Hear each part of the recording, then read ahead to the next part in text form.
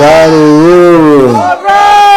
Shad Muzuzu. Shad Mafuta. Shad anointing. Amen and amen. Amen. Well, shake hands with someone and say, so nice to see you. Amen. Say, so nice to see you. Amen. So nice to see you. Hallelujah. Amen. Say it. Say, so nice to see you. So nice to see you. You sound upset. So nice to see you. Praise God. First of all, I want to thank the person of the Holy Spirit. Say thank you, Holy Spirit. Thank you, Holy Spirit. Amen. Say thank you, Holy Spirit. Thank you, Holy Spirit. And also we want to thank our most highly esteemed Papa Joshua Aguilar. I say we love you, Papa. I love you, Papa. Amen and amen. All right, let's take our seats. Now, of course, we've not been here for night vigil for a while.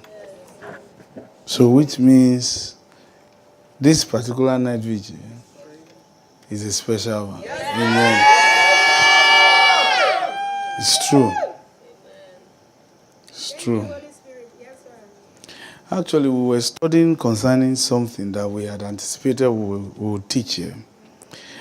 And for some reason, the Lord allowed me to study in the course of studying what we had planned. Although He had already spoken to me concerning what I was still studying about. And I had written it down. But in the course of studying, I found something. I found myself going towards a different direction. And then the Lord said, well, that's why I wanted you. I allowed you to study because that direction you went into is what I want you to teach tonight. Amen. Yes, sir. So today we want to talk about spiritual versus spiritist. Spiritual versus spiritist. Yeah. Say it. Spiritual versus spiritist. Interestingly, some people don't know that there's a difference between both. And oftentimes when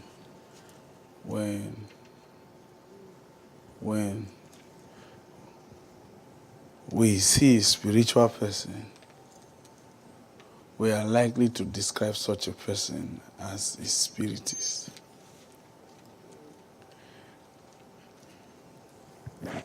There's a big difference between a spiritual person and a spiritist. So let's see how. You see now, you've been praying since. We didn't come to lead prayers because the Lord told me, don't lead prayers. They've been praying. Why? So that we can just plunge into what we want to look at. And we trust that we'll be able to finish. Amen. But the thing is not about finishing what we want to share with you. It's about understanding what we want to talk to you about. Yes, sir. You know, today people talk about fake prophets and fake ministers. But the person that is even talking does not know Jack. So, before you call someone even fake, what do you know about even the real? What do you know about the original to call something else fake or inferior? And some who have come to the conclusion that someone is fake, for some, they came to that conclusion for some by reason of experience. But the question is, must you be a victim before you learn? See, so how do we know the difference? And of course,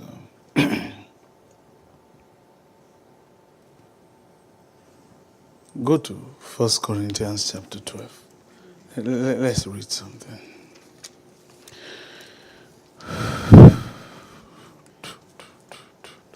1 Corinthians chapter 12. Amen. Please don't sleep. If you sleep, we'll just stop. Amen. If you sleep, we'll stop. We promise you that. So don't sleep. Tell sleep to leave you alone. Say, sleep, leave me alone. Say, sleep, leave me alone. Okay. 1 Corinthians chapter 12. Look at verses 1. It says, now concerning spiritual gifts. Now, listen, you see the word gifts there. It's in italics. Yes, sir. Which means it was originally not there. Amen. Amen. So it reads, now concerning spiritual, I do not want you to be ignorant. Now, to the Corinthian church, they were ignorant about the spiritual, but they were not ignorant concerning the Spiritist. They were not. And the condition of the Corinthian church was such that, which is also peculiar to many churches today. The condition of this church was such that until Paul came to let them know the need to be acquainted with the spiritual, they concluded that the Spiritists were the spiritual ones. Yes, sir. Yes, sir. Meanwhile, that was not the case. And Paul says, now, concerning spiritual, I do not want you to be ignorant. Oh. Now, go to 1 Corinthians chapter 1. Put your marker in chapter 12 first.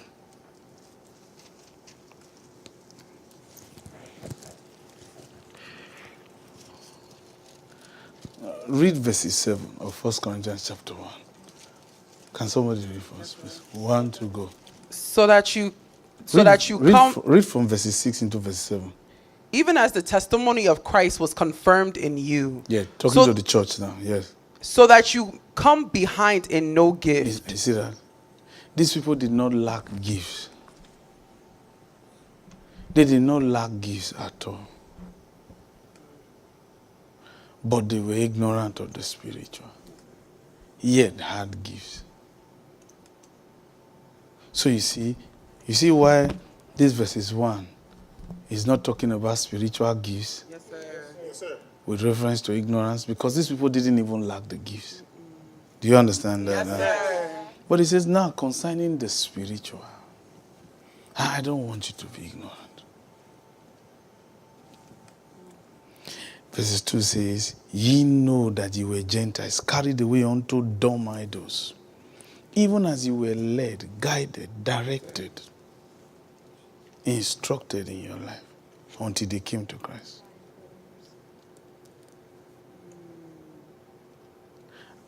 See, forces use idols to direct them, guide them in their marriages, in the lives of their children, in their finances. You see, they were carried away by dumb idols. Yes, sir. To get a job, they needed to do sacrifices. To marry a woman, they needed to conjure. They needed to do this, but yet carry gifts. Yes, sir. Bosses, man, you need to be familiar with the spiritual. Yes, sir. Yes, sir. So you see, you may see someone that is referred to as a minister, as a man of God, who carry gifts, but is not spiritual. Yes. And because he's such a person is not spiritual, the person may be a spiritist.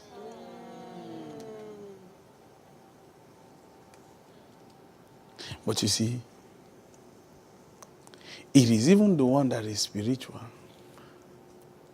that people mock and criticize and celebrate the Spiritist. Yes, sir. And you can't blame them. Paul says they are ignorant. He says, wherefore I give you to understand. So it was something they lacked. They lacked understanding. He So wherefore I give you to understand that no man speaking by the Spirit of God calleth Jesus accursed. So, which means they had the gifts without the Spirit of God. You see that? Okay. Now, go to 1 Corinthians chapter 6. 1 Corinthians chapter 2. Sorry.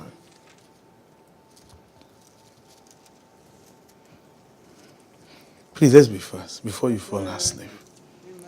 So we want to see what we can communicate before you fall asleep. Because your battery is... And I, brethren, verses 1, when I came to you, could not speak, came not with the excellency of speech or of wisdom, declaring unto you the testimony of God. He said, I didn't come to do that. So you see here, he's beginning to introduce us to something. Yes, sir. He said, and I, brethren, when I came unto you, came not with the excellency of speech or of wisdom. You need to mark that. Declaring unto you the testimony of God, for I determined not to know anything among you, save Jesus Christ and him crucified. And I was with you in weakness and in fear and in much trembling. So when the person is shaking, Paul says, hey, have you taken paracetamol? Hey. Even though he had what they needed to get well. But he said, verses 4. And my speech and my preaching was not with enticing words of man's wisdom. Now you need to mark that. There's the enticing words of man's wisdom. Paul says, I didn't come to do that. I have the opportunity to do so, but I didn't come to do that. I didn't. Now, that's very, very, very important. Okay. But in demonstration of the Spirit and power, I came to demonstrate the Spirit and power. Okay. That your faith should not stand in the wisdom of men, but in the power of God. What is the power of God? Romans 1 verse 16. Paul says, I'm not ashamed of the power of God. I'm not ashamed of the gospel of Christ, for it is the power of God. So he says that your faith should not rely on the wisdom of men, but in the power of God. That means in the gospel. So he's talking about these people. Until he met them, someone had ministered to them before and caused them to put their faith on the wisdom of men. Paul says, I didn't come to do that. I came to introduce you to something, the demonstration of the Spirit and power, so that your persuasion, your faith, pistis, will not rely on the wisdom, on the mental sagacity of men, on the analytical minds of men. Now, there's something he's trying to communicate. But in the power of God. Wow. Okay, see. Because today, whether you realize it or not, there are many of us as preachers on TV and everywhere. But how can you tell which one is which? Now, Paul is telling us, I didn't come to swell your brain. I came to demonstrate the Spirit and power.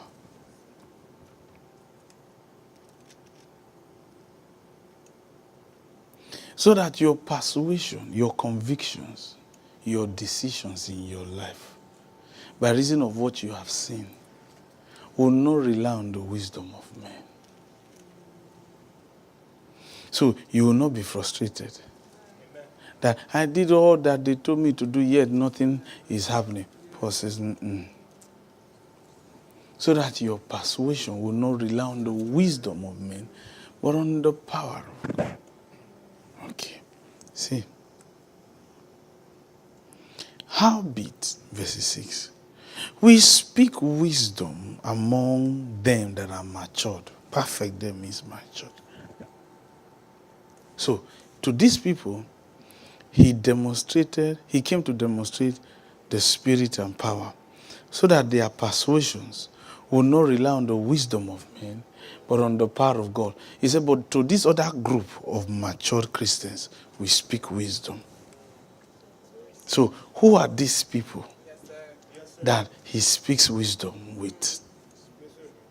Because now in the group of the matured, he's not demonstrating power. There's no need for that.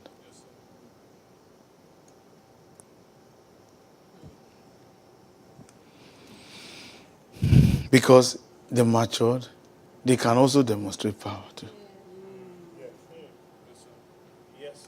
The matured can tell you are just saying things that is swelling the brains of people. Enticing words of man. See that preacher, he's just swelling people's brain.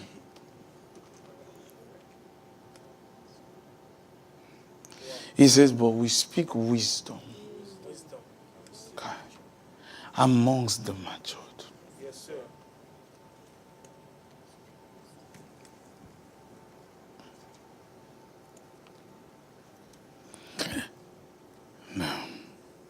Howbeit we speak wisdom among them that are matured, yet not the wisdom of this world. Okay. So we see the wisdom of men, the wisdom of this world, nor of the princes of this world, the intellectuals, the most successful people of this world, the rulers of the earth. He says, and their wisdom, it comes to nothing. Now, but we speak the wisdom of God in a mystery. Now, the word mystery here is a word, is a fraternal word, is a fraternity word, which means something that is spoken amongst the initiated. Yes, sir. You see, when I was joining the fraternity, during the grooming session, I finally discovered what toothpaste means. There's a way a toothpaste can be placed on the table. And I know what that toothpaste is trying to communicate to me. There is a way I can see someone stand at the bus stop. There's a way he can stand. I know I'm the one he's waiting for. Yes, sir. He didn't come to enter bus. But typically, I will see him as an ordinary person. But when I was now entering the fraternity, just a few days before the initiation, having been groomed for like over 6 months, being taught when you see someone stand, this is what it means. When you see someone do his eye like this, or does something, or scratch his hair, or comb his hair, or when someone is wearing a shirt, when you see him put a tie and he wears a particular color of tie, or when you see him do something, when you see him wear a shirt with cufflinks, this is what that means, he's doing this. I begin to, I see this thing, I see it every day now. It's common now, but now it is more than just the regular sight. It is a message. Yes. When I see a mark on the wall, Yes, sir. when you see so mark, just know so person came and gave you a signal that there's a time, it's time for meeting, there's meeting. But you may just say, we'll just put this mark here. But for me, I already know, man, I need to leave. I have a meeting. Okay. See, now I'm beginning to see, I have access to mysteries. Yes. Yes. See, that mark, to you is just a mark, but it's a mystery to you. Yes, But sir. to me, it's clear, it's a language. Yes, sir. Did you understand? Yes, sir. Yes, sir. When somebody winks with the right eye or the left eye, I know what that means. Yes, sir. Okay. It's true. What we're telling you is true. We're not making it up. So, when someone ties a ribbon on the hand, okay, I know what that means. But someone says, this ribbon is nice on you, but I know what that ribbon means because it's a code. You see, that's the same thing here.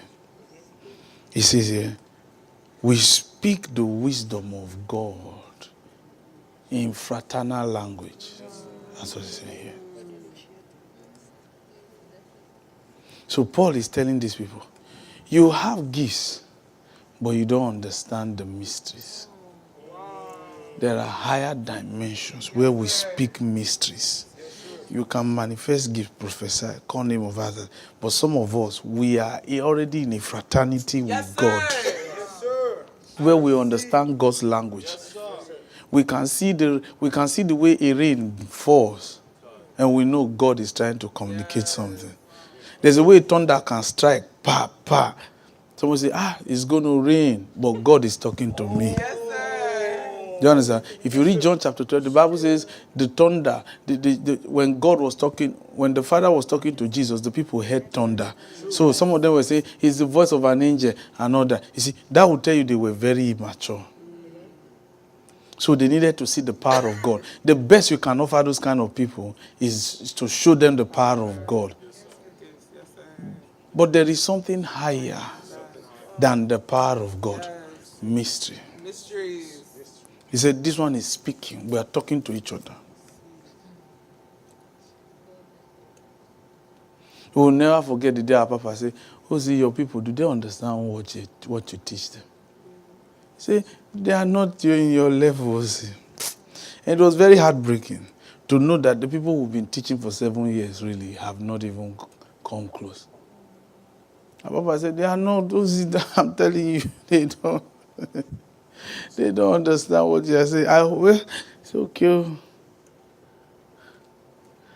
But I would just advise you just give them the regulars because they are reporting you to me now.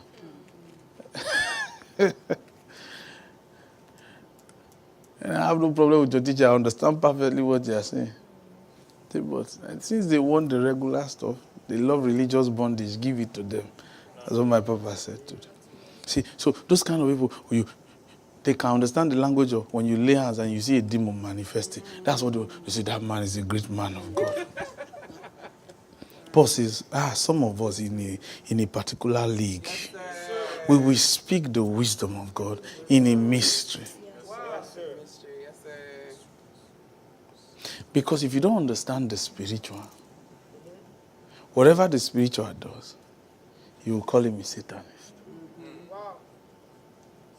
See, Paul says, instead of trying to give you revelations, let's demonstrate power. Stand up, let's pray. Okay, we've been having our pastors in training every Tuesday. But lately, each time we'll come, we'll say, let's pray. Let's pray. Because at the point, I was like, man, what's the point in teaching? Now, follow this carefully. But we speak the wisdom of God in the mystery. Even the hidden wisdom. He said it is hidden. Yes, sir. So that means that there are levels of wisdom. Yes, sir. There are levels of wisdom. Levels of wisdom. Dr. Mike Murdoch defined wisdom as the ability to recognize differences. And talked about defined understanding as the ability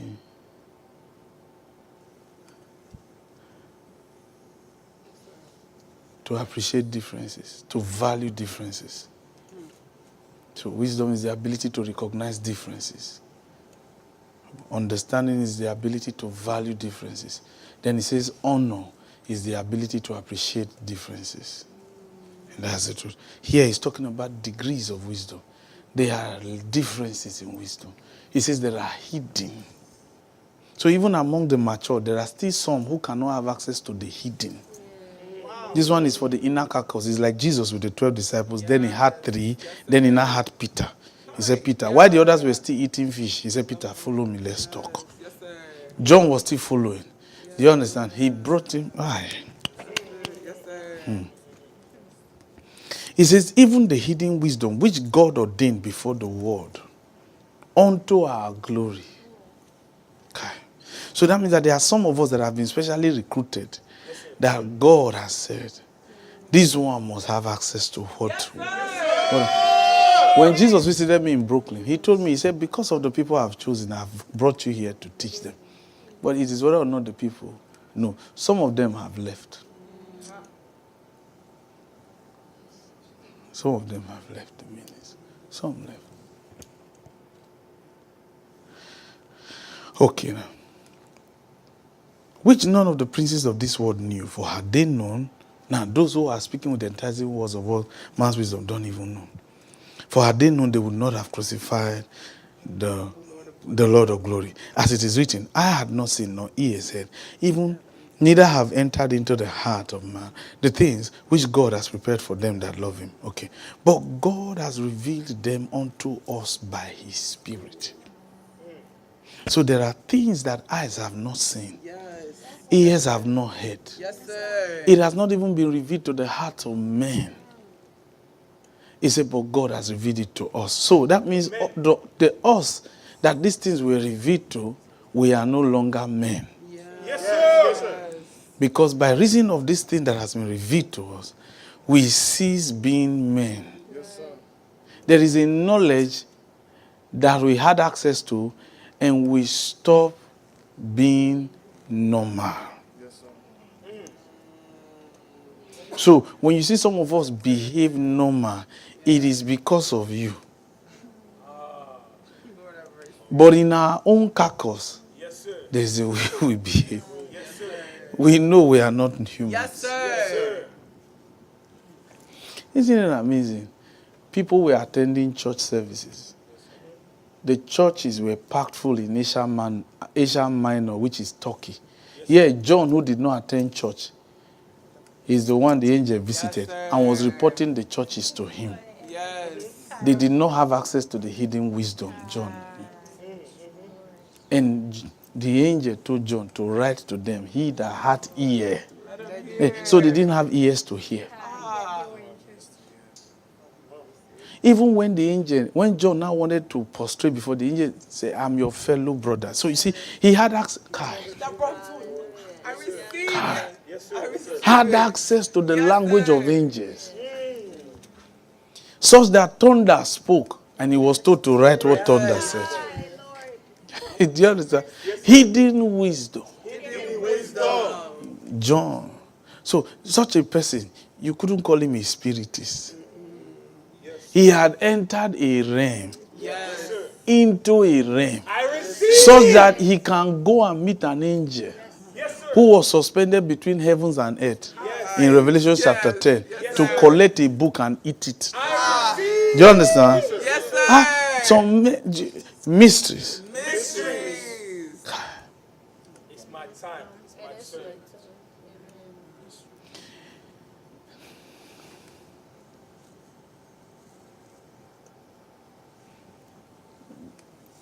The power of God is not in heaven. Follow this carefully. All the power of God is in a book, which we call the gospel. Yes, sir. But really, it's not really in a book. It is something you search to find. Okay. There's a reason why we said that. What you see in manifestation in heaven Yes, sir. is the energy of angels, the presence of angels. Now, if you cannot even have access to the power of God, how can you survive the appearance of an angel? Because heaven is packed full. There are more angels than Yes, sir. souls in heaven, human souls in heaven. There are angels everywhere. So they are coalition. The voice of even an angel alone. So they are everything that makes them who they are is the energy you have in heaven. That is why even God does not live there. Don't worry, you'll get it someday.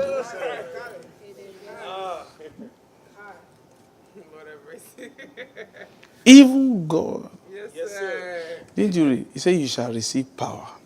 After that, the Holy Ghost is come. So the Holy Ghost came from heaven and brought the power. So the power of God is not in heaven. The power is here. It's even resident in your spirit. Right? And it comes through the knowledge of God's word. Yes, sir. Amen. The accurate knowledge of God's word, right? Okay. And it multiplies. Okay. But in heaven, what is that force that controls everything there? It is the presence of angels. There's a way an angel can look at you, Yes, sir. you will faint. Do you understand? Meanwhile, if you ask the angel, why did he faint? I say, he was just looking at me and I just looked at him and he fainted. Read the writings of Daniel. Daniel said at the sight of an angel, he lost his strength. The thing is that no matter what you carry, it will disappear. Do you understand? Because of who they are. It's their makeup. They are made with power. Okay. Let's leave that on this side. There's something we were trying to give you access to. Now, John entered heaven with his physical body. Yet, he was inundated by power. Do you understand? By the nature of angels. He was seeing their manifestation, his eyes, everything. Because one thing about the manifestation of angels is that as you see them, you contact you automatically become what they are. Yes, sir. Because if you are able to stand them, let's say for 1 minute, 2 minutes, the more they communicate, the more they begin to rub off on you. Wow. Yes, sir. Yes, sir.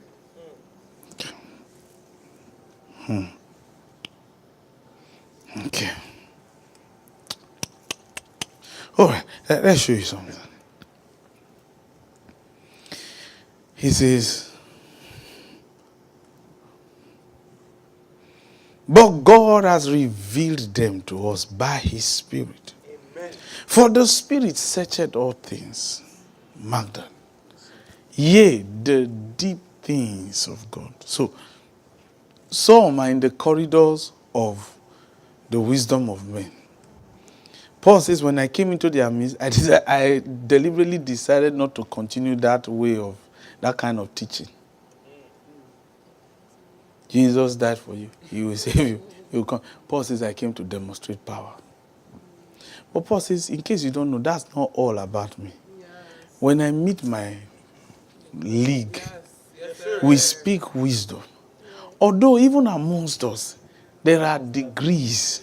You see, the cardinals are higher than the bishops. Yes. Do you understand? Because to be a cardinal, you must have been a bishop. Yes. Do you understand? Yes, sir. Then among the cardinals, a pope is chosen. Yes. Do you understand? Yes, sir. The thing is that you may want to run down a Roman Catholic priest. Do you understand? Yes, sir.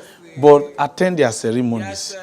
You will feel a presence. Yes. Yes, sir. Yes, sir.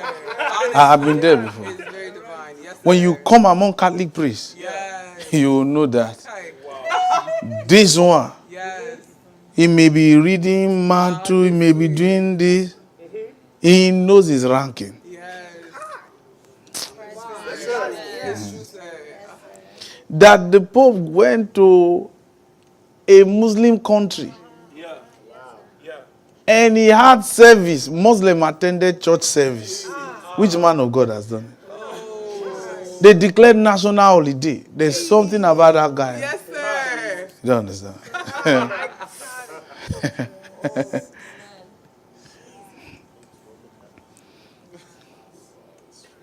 Because the Bible says every authority is ordained by God.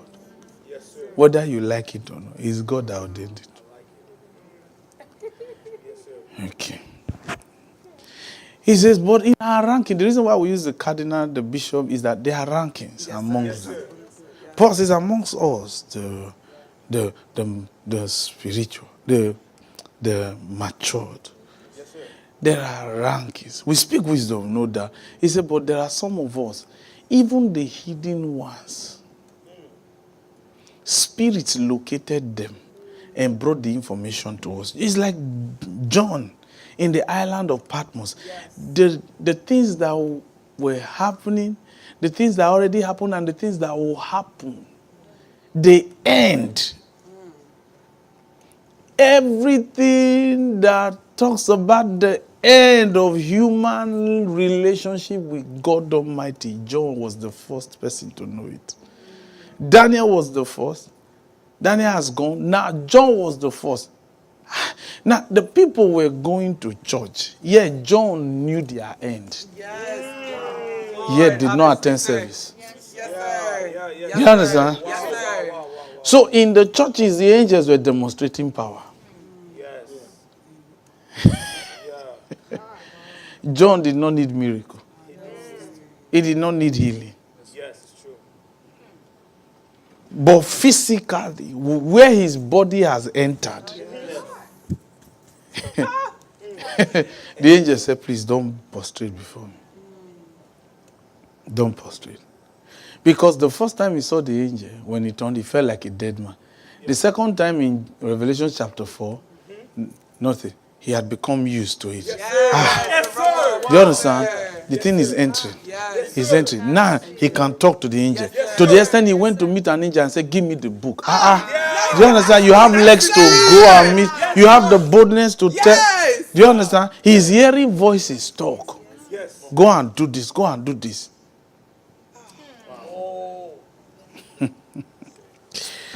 Yeah.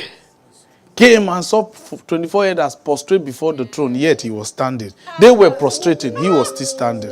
The 24 elders and other angels were prostrating before the throne. He was still standing, writing.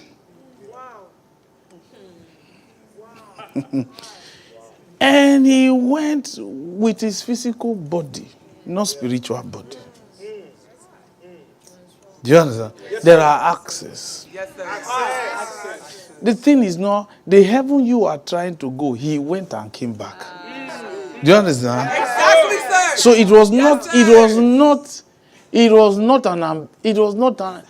an ambition. It was not something, you find some men of God who cry, oh, I can't wait to see the face of Jesus. I can't wait to enter heaven. John is saying heaven, where we have explored.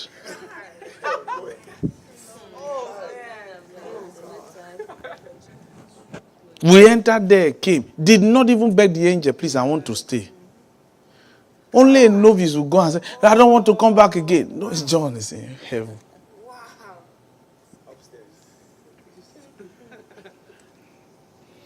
He came and told some of them, you will not enter heaven. This one, this church, you will not enter. This one, God say all of you have to die first.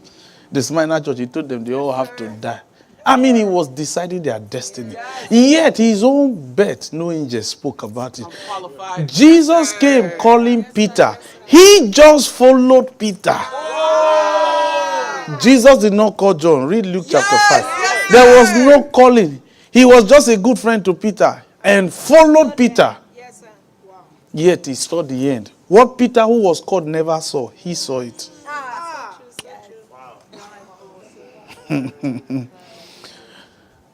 Father, open my eyes.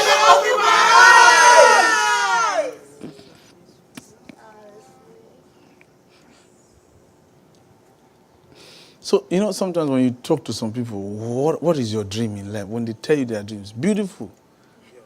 But I wonder. Some men will go, if you ask them, what is your dream?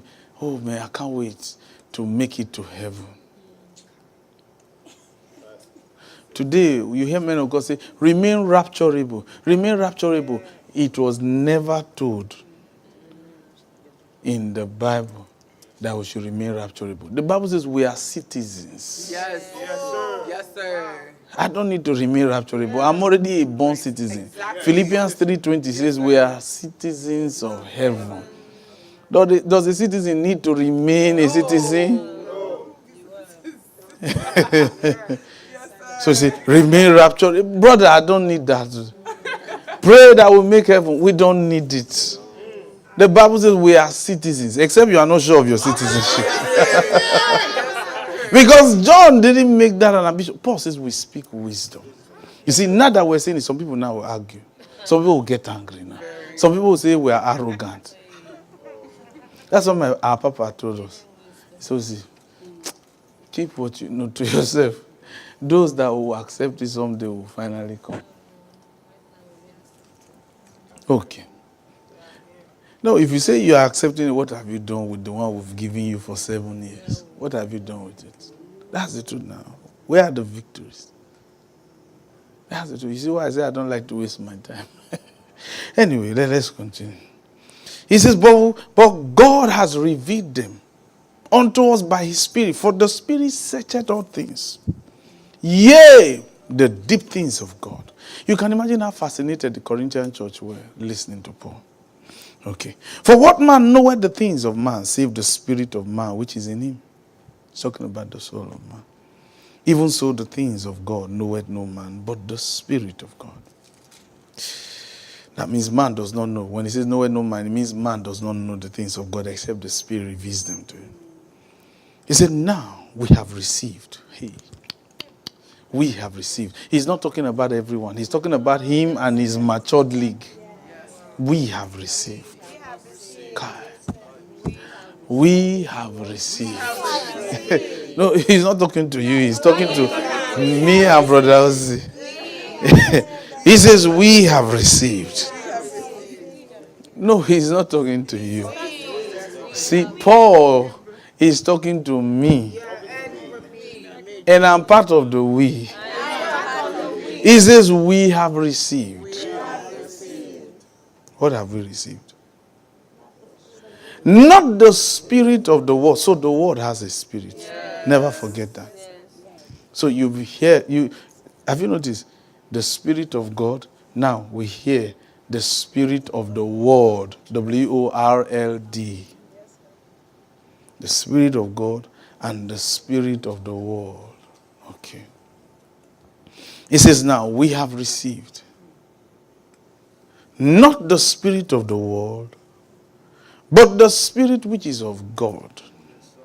For what reason? That we might know. See, you are not reading it because you don't trust it. You know you didn't receive it. He said that we might know the things that are freely given to us of God. Read the next line. Which things also we speak. Which is what? The wisdom. The wisdom. You see? Which things we speak. Not in the words which man's wisdom teaches. But which what? The Holy Ghost teacheth. Doing what? Comparing spiritual things with spiritual. Here he actually said comparing spiritual words with spiritual thoughts. So here, he said, now here we compare spiritual things. Okay. So with the spirit of the word, you can teach the wisdom of the word. And there are men of God in that circle of life. So I just want to encourage somebody who is going through some issues right now. It's good. It is good. Paul says, hey, brother, don't die in that condition. Don't die in that condition. Okay. Now, but the natural man receiveth not the things of. He says he received not the things of the Spirit of God. The natural man. So there is the natural man. The natural man receives not the things of the Spirit of God. For what reason? For they are foolishness unto him. Neither can he know them because they are what? Spiritually examined. You see that? So the natural man wants to receive the things of God, but he cannot have access there because it requires what? Spiritual examination. Question: how do you examine things spiritually? Oh, Paul says no. Here, it will require an initiation. I know you are a Christian. I know you have accepted Jesus as the Lord of your life because you believe God raised him from the dead. Fine.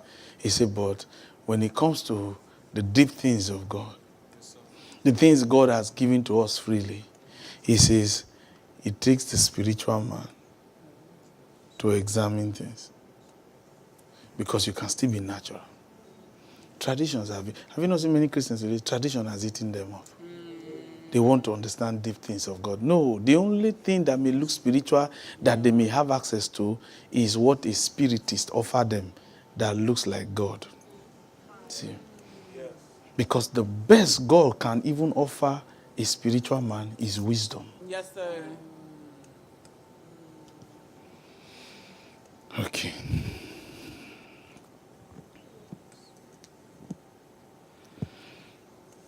Verse 14. But the natural man receiveth not the things of the Spirit of God, for they are foolishness unto him. Neither can he know them because they are spiritually examined.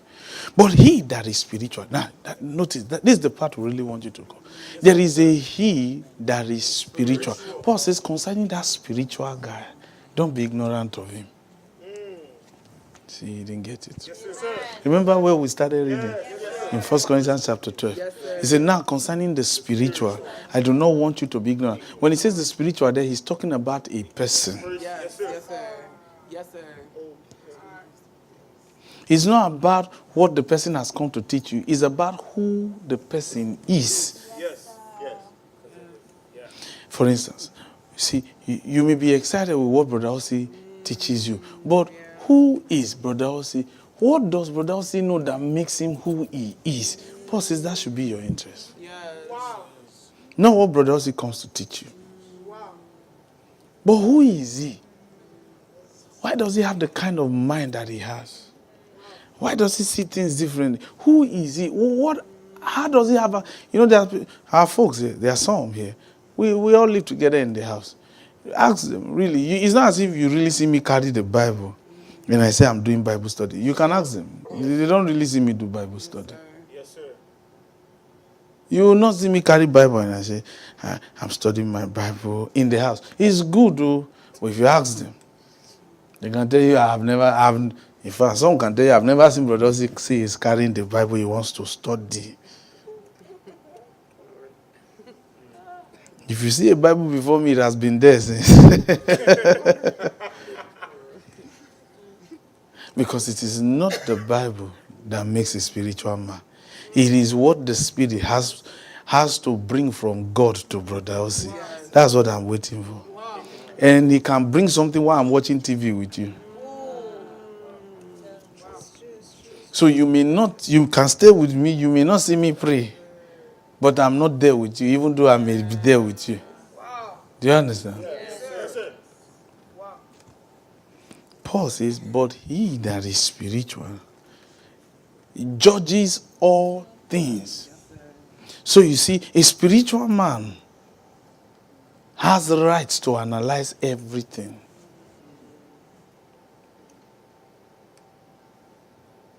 So you see, a spiritual man is not the one who prays the most. He's the one who has come to the point of being able to appraise things and tell you spiritually what they mean.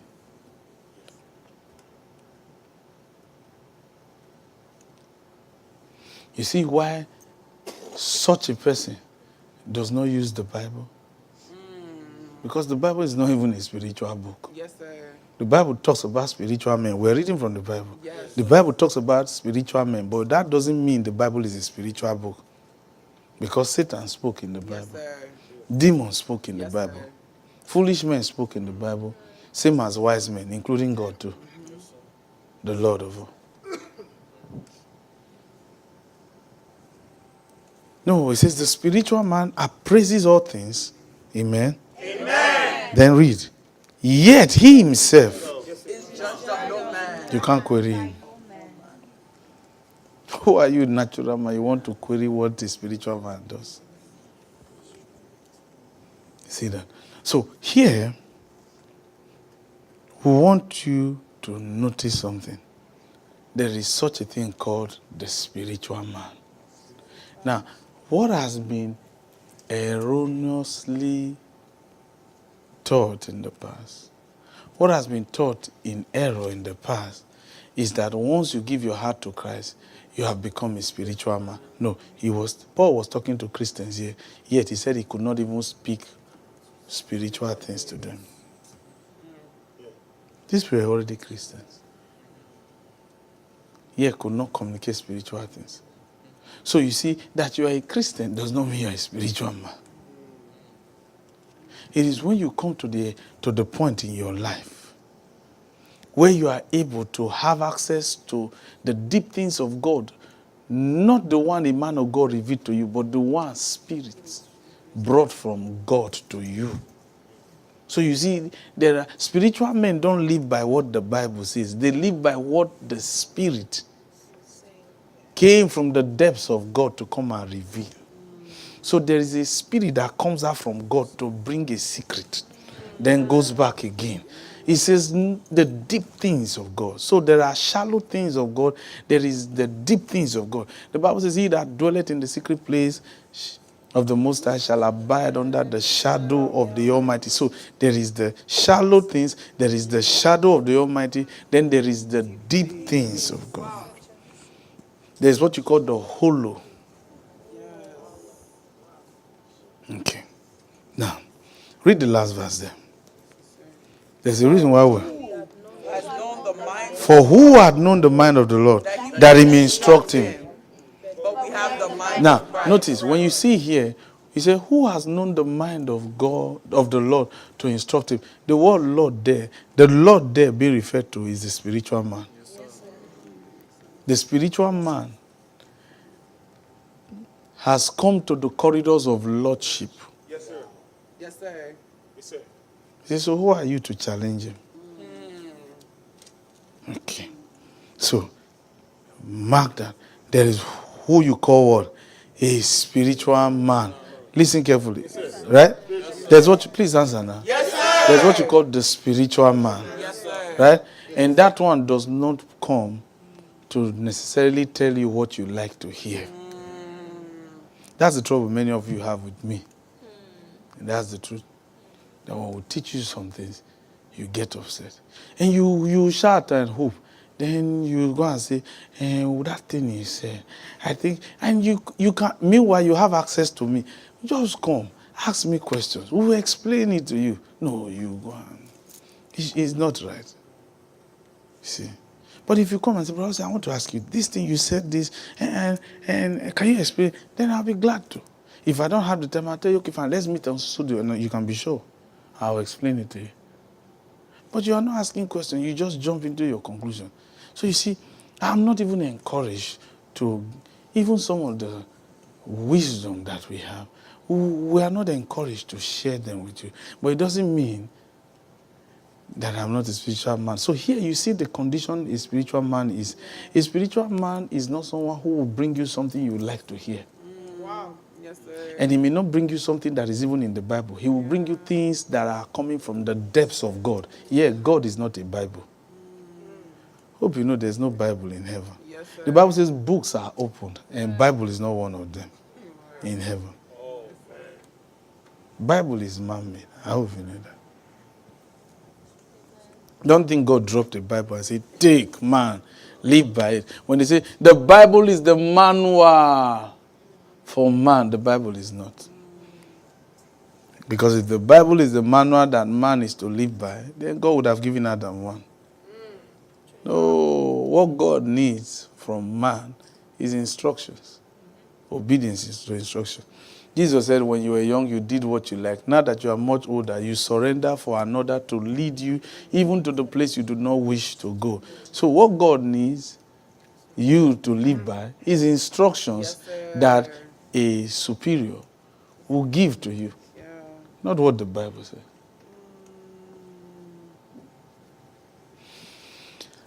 So to say the Bible is the standard for life is not. Instructions are.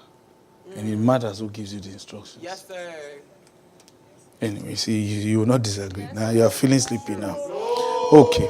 Now, here, Paul is acknowledging here that he is a spiritual man. Do you agree? Yes, sir. Yes, sir. Okay, go to Galatians chapter 6. There's something we want to show you. Galatians chapter 6. Let's read from verses 1. He says, brethren, if a man be full of mistakes, overtaken in a fault, he says, you that are spiritual. So who are those who are spiritual? The people he described here. Yes, sir. The people he described here in 1 Corinthians chapter 2. Who have access to what? To the deep things of God, the wisdom of God. Right? Who know the things that have been freely given to them of God. Right? Those who can appraise things, everything, yet they themselves are appraised of no one. Yeah? So now it says, such men, it says, restore those who have taken with mistakes with the spirit of gentleness. So one of the things you mark, you recognize, is the gentleness of a spiritual man. But just because he is gentle with you, he is nice to you, here, when he says meekness, he also speaks of liberality, generosity. That you see a man of God, a woman of God, who have come to this corridor of life, you see how liberal they are. It doesn't mean they are fools. Yes, Yes, sir. Yeah. That's true. Yeah. There's no need for them to be arrogant because every day they are still learning the deep things of God that spirits come to reveal to them. You that just know one small thing, you are making noise. Okay. Now, it says you that is spiritual. Now, the whole essence here is to let you know that there's such a thing called the spiritual. Please answer. All right? Yes, so the spiritual, is it a thing or a person? A person. Please answer now. Okay. The spiritual, do they necessarily need to have a church? No. Or pastor a church? No. Okay. Okay. Now.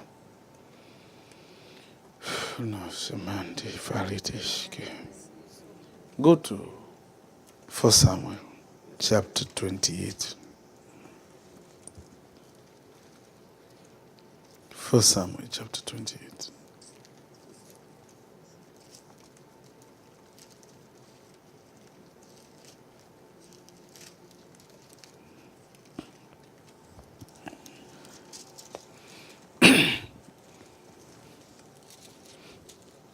The way some of you are sleeping, you are still looking for 1 Samuel chapter 28.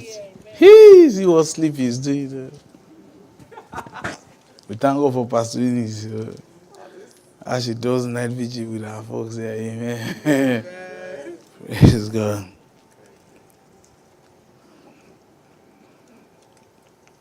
Here, King Saul, God was upset with him.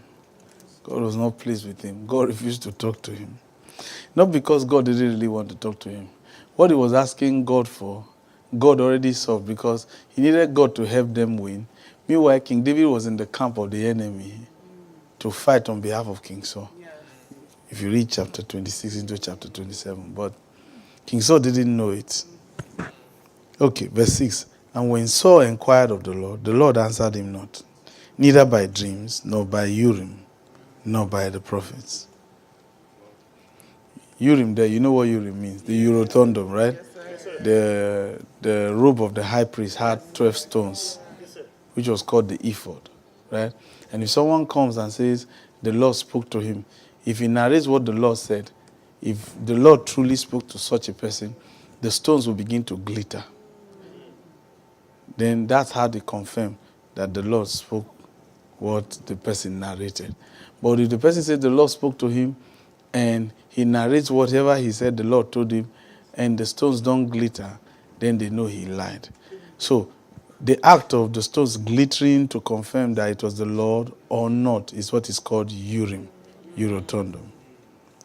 It was done with the stones because there was no prophet inside. Okay. So here, he requested for the ephod. Nothing happened. Okay. And when Saul inquired of the Lord answered him not, neither by dreams, nor by Urine, nor by the prophets. Now, follow this carefully. Then said Saul unto his servants, seek me a woman that had a familiar spirit. Mark that expression, familiar spirit.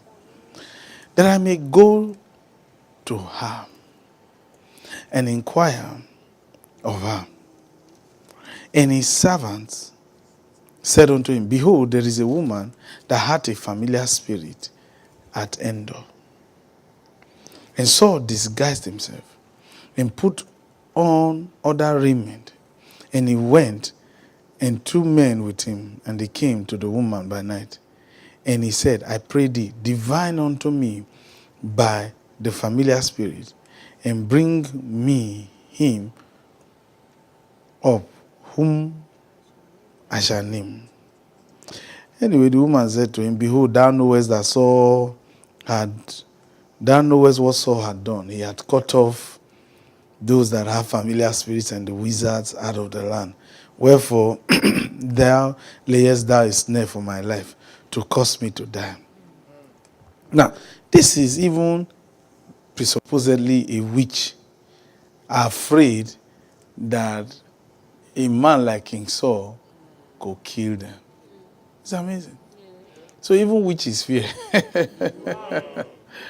Witches fear. When you threaten them, they know they are afraid. King Saul was an enemy of God. So it wasn't as if God was even backing him up. Yet a witch was afraid of him. See, you didn't know that. Everything scares you. That's why. Okay. Please help me. So at the end of the day, thank you. There's something we want you to see in those. Mark the word familiar spirit. Mark the word wizard. Mark the word divine when King Saul said, divine for me. Okay. Now, at this point, there's need for us to know what we are after here. King Saul said, get me a woman.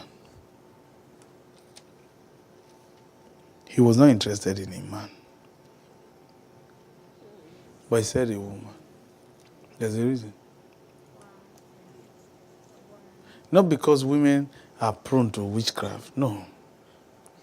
Here, the word woman here was not just any female.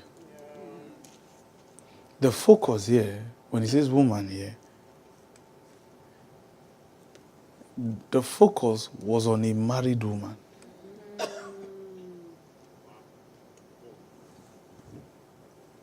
That is the reason. So, this woman had a husband. If you check it in the Hebrew, the word woman speaks of a married woman.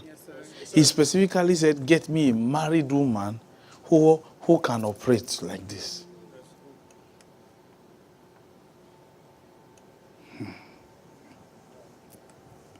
You know, when you pray for some young ladies who are still single, maybe you see a manifestation. We focus on marine spirit, mommy water spirit, spirit husband spirit, married women. This kind of one, you get to see English language. It is not really communicating what we're about to see. By the time we look at it in the Hebrew, you discover that there are some people, you lay hands on them from morning to evening. No manifestation. You will not see a demon manifest. But what those kind of people still do,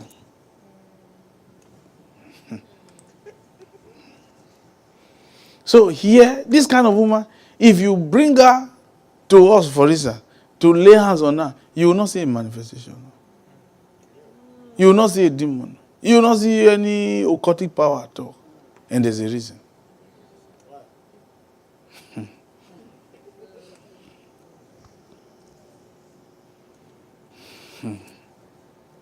But the focus is married woman. And it's amazing. King Saul knew what some married women can do. He knew.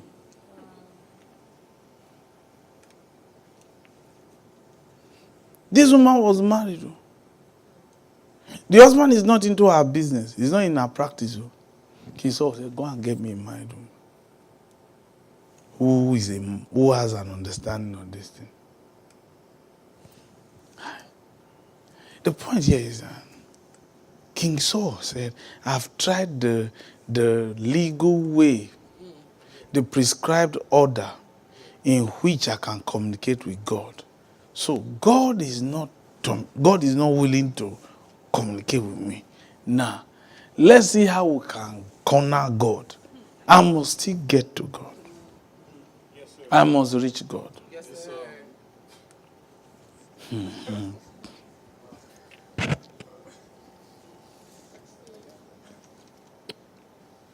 I must still get to God. Didn't you read? All the while Adam was dressing the garden, God did not come.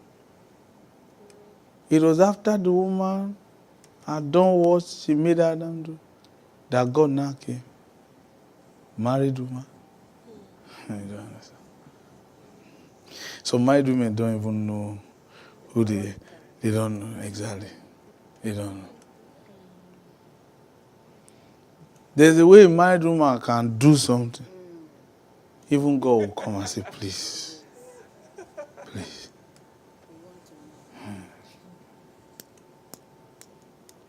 That Peter could say to the husbands, dwell with your wife with knowledge. Yes, sir. Operate with them with knowledge. They are dangerous. Then he says, so that your prayers will not be hindered. King Saul had prayed now. He said, please bring me a married woman. Bring me a married woman. And if you look at this woman, if you look at her conduct, you could tell she was a woman who was submissive. She knew what she carried.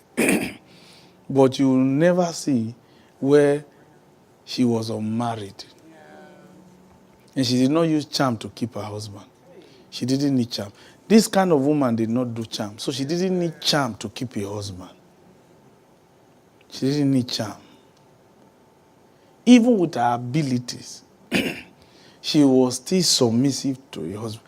You see, when one thing that has not been really preached, when Paul said, wives, submit to your husbands. What some women don't know is that it's for their benefit. He says, do not be drunk with wine wherein is excess. Ephesians 5 verses 18. But be ye filled with the Spirit. Speaking to yourself in psalm, hymns, spiritual songs. Singing and making melody one to another. Submitting one to another. Then he says, wives, submit to your husband. So, you see, the submission causes the woman to be full of the Spirit. And then he says, husband, love her. She is full of the Spirit. Love her. Because now she has become the focus of spirits. But some women don't know.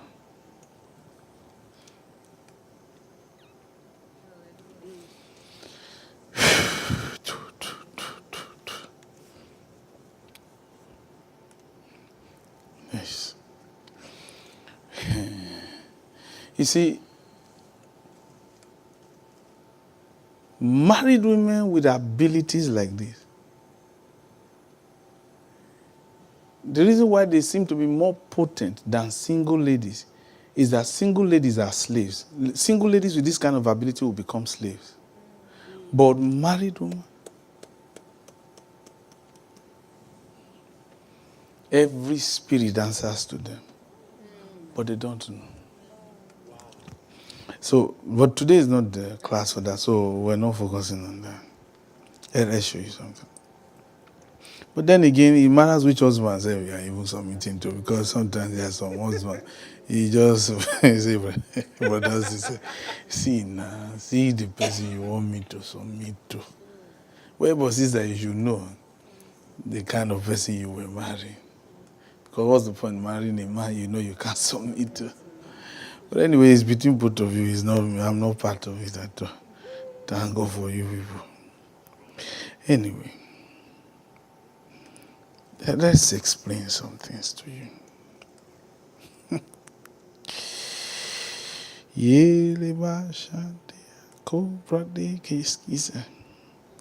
Now, what we're about to show you, in case you fall asleep, it's okay, just sleep. Someday, somewhere, you understand it. The reason why the Lord wants us to bring you here and show you something is because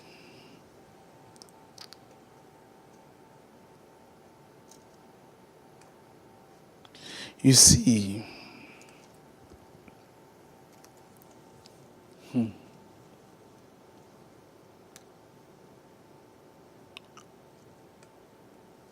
say every voodoo.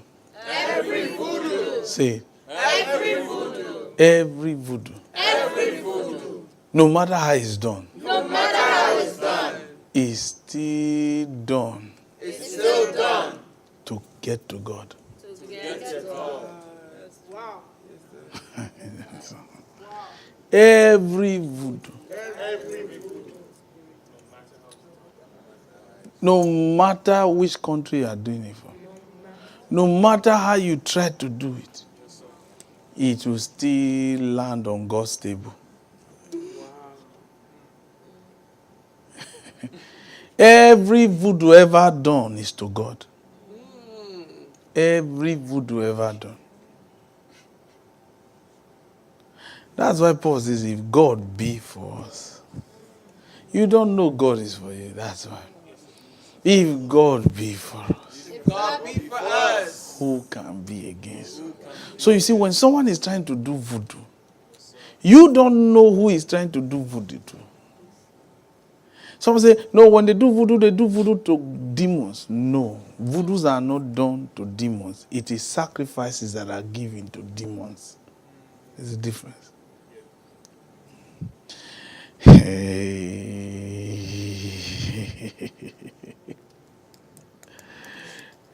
You see, there's... You know, sometimes there are some things we cannot really explain because there's no Bible reference to back it up. But let's see what we can really say. Paul says, no idol is of anything of itself. So that means an idol is useless of itself. He said, but the Gentiles, the sacrifices they give before the idol, they are giving it to devils, he said. Amen. amen. Now, they gave sacrifices to devils. What do these devils do? Bro.Osi, since you said every voodoo is to God, the devils will go and look for men of God. Oh, man.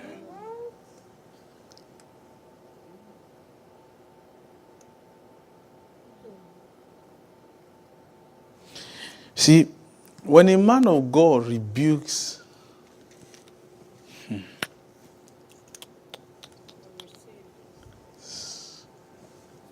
in Atlanta, we taught them that every problem every human being is facing, any human being is facing, came from church.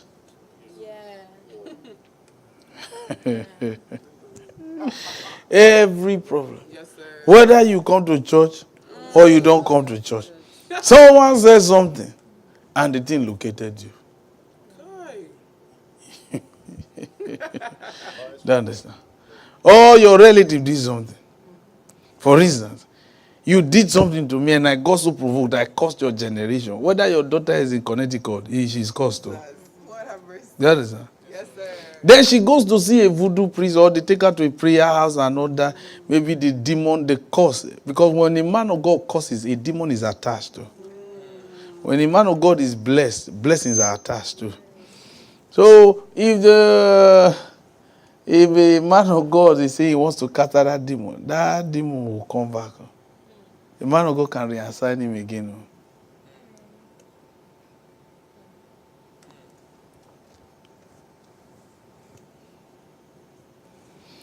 We were talking to some of us on Tuesday. We said, some of you don't listen to what we tell you. That's why things are not working in your life. We told some of them on Tuesday, so you don't listen to us. Demons listen to us. When they know you don't obey us, they come after you.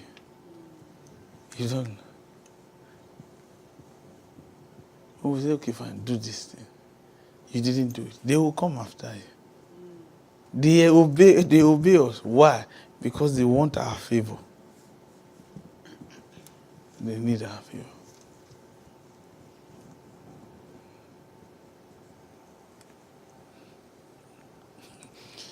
Okay. Were demons not begging Jesus to enter pigs? Yes. And Jesus said, it's okay, you can go. It was a bargain. But they told Jesus, don't chase us out of this country. But we'll leave him. Notice that. We'll leave him. But these pigs we can enter. Because the Jews are not supposed to rear pigs. You see that?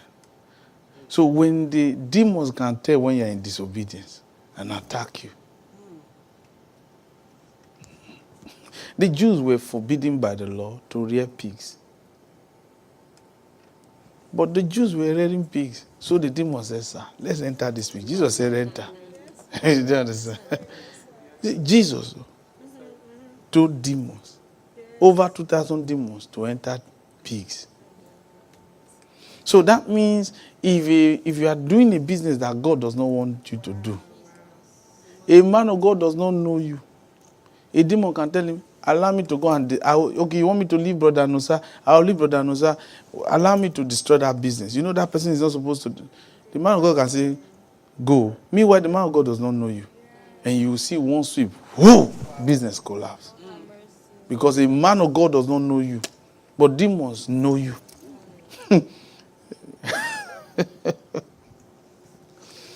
Oh, man. A demon can say to a man of God, allow us to destroy that marriage. They begged Jesus. Jesus said it's okay. Jesus. They drove the pigs inside the water. None of them was saved. They all drowned. Demons don't drown. They finished the job. Oh, Lord. Okay. When rituals are done, the demons, they come to church. That's why we said they will come to men of God. They will come to church. Because they still want to see how they can have access to God. And one of the things they can do to have access to God is to punish a disobedient one on behalf of God. Is that not what God said in 2 Chronicles chapter 18, verses 18? He said, who will go and make Ahab fall? Yes, sir. God wanted Ahab to fall. Demon said, I'll do it. And Jesus said, you will prosper. God said to the demon, you will prosper.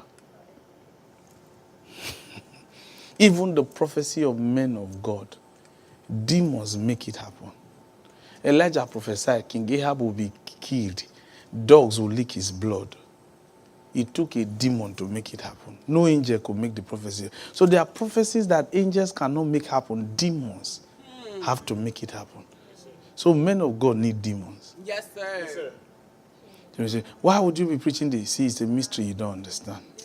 Did Paul not give Alexander and Hymenaeus to Satan? Yes, sir. 1 Timothy chapter 1, verses 20. Yes, sir. He gave someone to Satan. He said, let Satan teach him that he may learn. 1 Corinthians chapter 5, verses 5.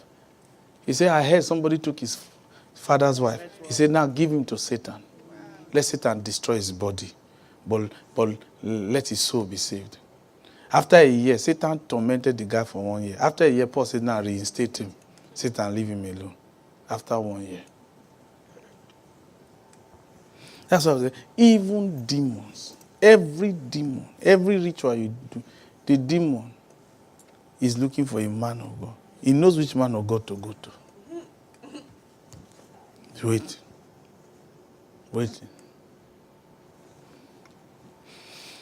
All right, now let's show you something. That was just a digression. He says, seek me a woman. Okay. Now, look at that verse 7 again. Then Saul said to his servant, seek for me a woman who is what? Huh? Please answer now. You are sleeping. A woman that has a familiar spirit. Oh, man. Let's close. Let's close. Maybe we'll continue some other time. We're serious.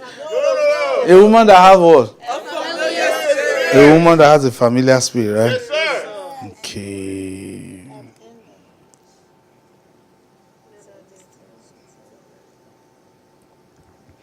He said, seek me a woman that has what? A familiar spirit. A familiar spirit. Right? Yes, sir. The word familiar spirit.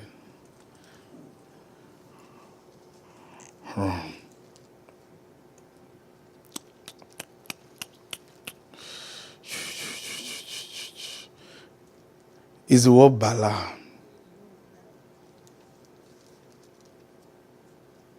Actually, you get. Don't worry about that word, but there's something we want to show you. It says, "Seek me a woman that is a medium." Right? Yes, sir. The word medium, even though you see it as familiar spirit, Yes, sir. it also means mistress. Okay. Okay. Okay.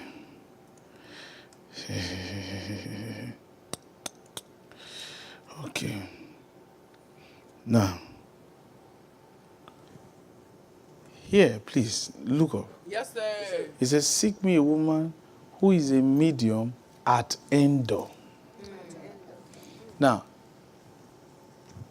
why not seek me a woman who is a medium in Bethlehem?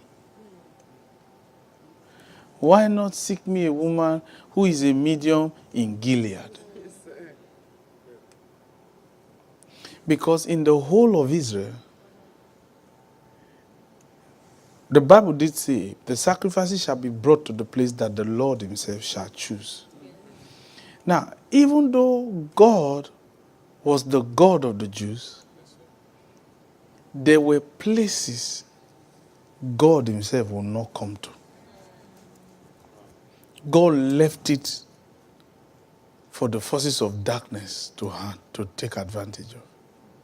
For instance, if you read Psalm 74 verses 20, Psalm 74 verses 20, it says, "Have respect unto the covenant, for the dark places of the earth are full of the habitations of cruelty." This was a dark place. It was a place of cruelty. So King Saul knew, I need someone who is from Endor. So, even God, relating with the children of Israel, God himself knew his boundaries. Yes. Yes, sir. God knew where he cannot go to. Yes, sir. Wow. King Saul said, "So God, since you don't want to answer me in your territory, I know where to go to." Yeah. And it was a place God didn't want his children to go to. So even though King Saul drove his children, the witches out, that's where they gathered. He says the dark places of the earth are full of the habitations of cruelty. So this was more or less a dark place. Yes, sir. Yes, sir. Yes, sir. There's a reason why we're telling you this. Location. Don't know that you're getting this. You see, a spiritual man can move anywhere. The spiritual man, Yes, sir. he can move anywhere. Yes, sir. A spiritist is not like that. Yes, sir. Yes, sir. A spiritist, they remain on one spot. Yeah.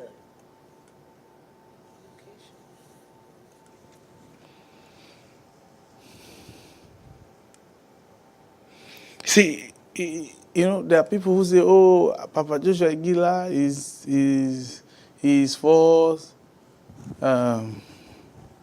Prophet TB Joshua is false," and some people who say those things. You could tell these are fools talking. Yes, sir. The reason being is because what our Papa does in Nigeria, I mean, he just finished South Africa. He did the same thing in South Africa. Do you understand? Yes, sir. Anywhere it goes. Here in America, it's the same thing. Yeah. Prophet TB Joshua, anywhere it goes, the same thing. Yeah. A spiritist can't move like that. Yes, sir. A spiritist pays attention to location. So one thing about a spiritist is that rather than them coming to you, you have to come to them. Yeah. Yes, sir. Yes, sir. It's true. Yeah. Wow. Yes, sir. Yes, sir. Yes, sir.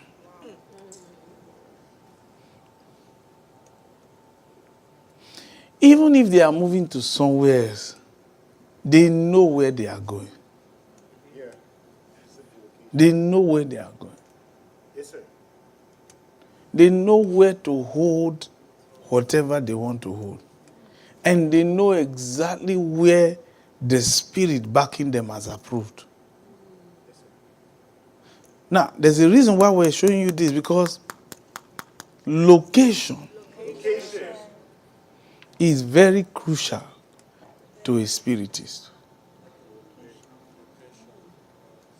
While the spiritual man is analyzing wisdom, having access to the deep things of God, wherever they find themselves with God, a spiritist, the first thing they pay attention to is location. So you can't bring a spiritist and say, pick any building here. He's not after any building.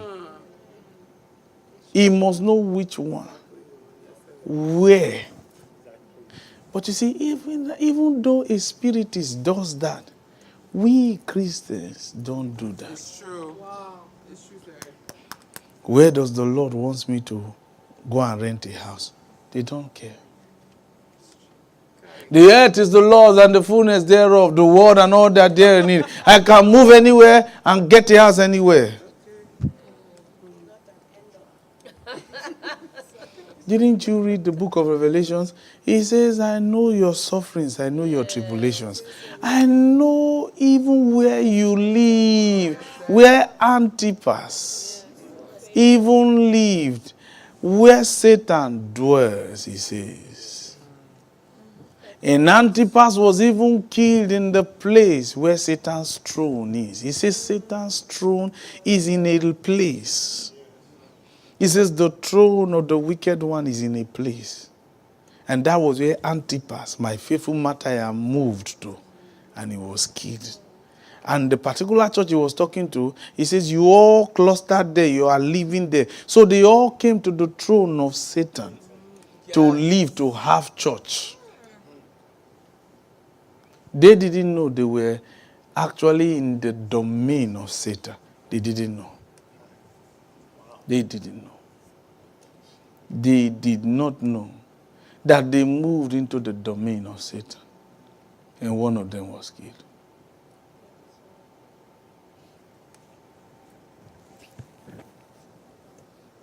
Because spiritists don't joke with location. Yes, sir. But Christians don't pay attention to location. The school system is good here. Come on, come to Edison. Edison has the best educational system. I mean, there's Walmart, there's BJ next door, there's this, there's that. Not a spiritist. A spiritist is not looking at Walmart. A spiritist is not looking at whether the school system is good. What good is the school if his demon runs away? Exactly. King David began to know this when, after King Saul died, for him to attain his kingship, he had to be asking the Lord, should I go to Judah? And the Lord said, go to Judah. Then he now asked the Lord, where should I go to in Judah? God says, go to Hebron. God specifically told him Hebron. Because now, man, he was not a spiritual guy. King David was not a spiritual guy. He was just a shepherd boy who was ordained king. Did not know jack about anything spiritual. But at least for a start, he was a spiritist. He was paying attention to location.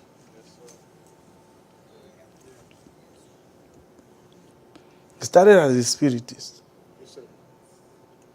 Because the guy he was to succeed ended with a spiritist. So he had to start as a spiritist. Where should I go? Because he was not sure anymore. Everywhere had become corrupted. God said, no, go to Hebron. Hebron is still good. And when he got to Hebron, 2 days after, they made him king. You know why you have not seen victory in your life? Because you are living in the wrong place.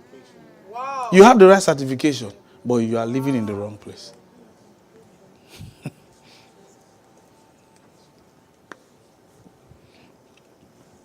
Okay.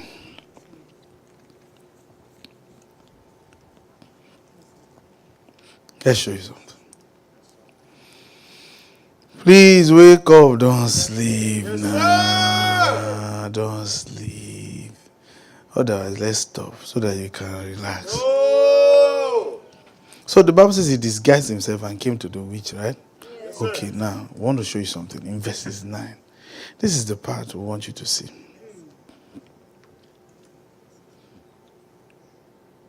Read verses 9, please. And the woman said to him, Behold, you know what Saul has done, how he has cut off those that have familiar spirits. Okay, now, pause. Remember, there was a part we read. What verse was that? Verses 7, where he mentioned familiar spirits. Yes, sir. And the word is Bala, right? That word Bala, we told you ignore it really. Because that word Bala means familiar spirit and mistress, right? Medium and mistress, right? But primarily mistress. Because if you read Isaiah 17 verses 17, you get to see what that word, familiar spirit, it means a mistress. Do you understand? So even though you see that verses 7, you see the expression familiar spirit, he's talking about the gender, a woman. Do you understand? Even though English language translated as familiar spirit. But now, you now come to verses 9. He now uses the same expression, familiar spirit. But this time around, it's a different word. Do you understand? Verse 7 is what? Bala. Even though you see it as familiar spirit. There he's talking about what? Gender. Please answer now. Here now, you find the same English expression, familiar spirit, but now uses a different Hebrew word, ob. Ob or obe. It is spelled O-B, but it is pronounced O-B-E. Ob. Here, he is talking about a bottle that is made from an animal skin. So here, he is saying, oh man.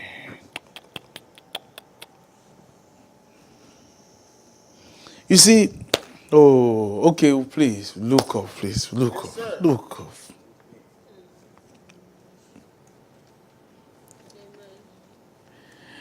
Here, the word O also means a necromancer. But a necromancer is, we'll come to that. Ob. The first meaning there is a bottle that is made out of an animal skin. Now, maybe Dr. Becky can relate with this. Dr. Becky has told us she has lived in the village before. You know, many of you grew up in the cities. So, but Dr. Becky, are you acquainted with the fact that there are native doctors who carry animal skin? Okay, Deaconess Joy, you know. They carry animal skin, you know, like a bag. They put everything inside. No, don't. Some of you here don't say yes. You didn't. You've never seen a voodoo priest before. Yeah. So the movie is just fashion bag, leather bag. African movie is leather bag. Is leather bag. Although leather is animal skin, but does it make you understand? You know those animal skin bag that still has hair. Not the one that they have removed the hair. No. This one still has hair. I don't think. Evangelist grew up in the city. Then she came to America early, so I don't think Evangelist has seen. Oh, you can't. Oh, man. Okay. Praise God. Okay. Now, follow this carefully. There's a reason why we brought you there, or why we mentioned it. You see, that bag, it was not a cloth bag. Yeah, it had to be an animal skin. So you see here, the kind we're looking for the simple English words to communicate what we want to communicate. To you, you just see a bag. Yes, sir. Do you understand? Yes, sir. That bag, it had to be of that material. Yes, sir. Because it is a signal that this one is someone who has access. Today, you know, we can carry leather bags, even on the streets of Manhattan. You know, I've seen a lady wear beads before, some red beads before. And I said, why are you wearing these beads? Yeah, my grandma gave it to me. I said, yeah, you are finished though. But we didn't tell her. I just said, this one is finished though.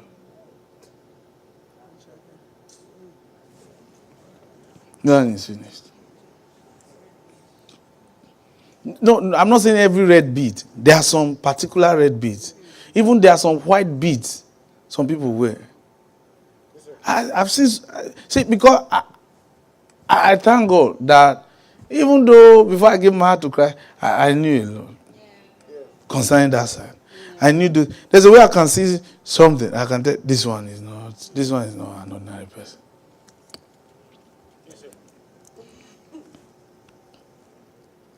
There's a way somebody can wear a ring on a particular finger, which we will not want to talk about. We're not talking about wedding finger, leave wedding finger. There's some of you just put ring in anyway. Say because he didn't fit, this one is too big. The thing is that there's a way you can wear a ring in any of the fingers.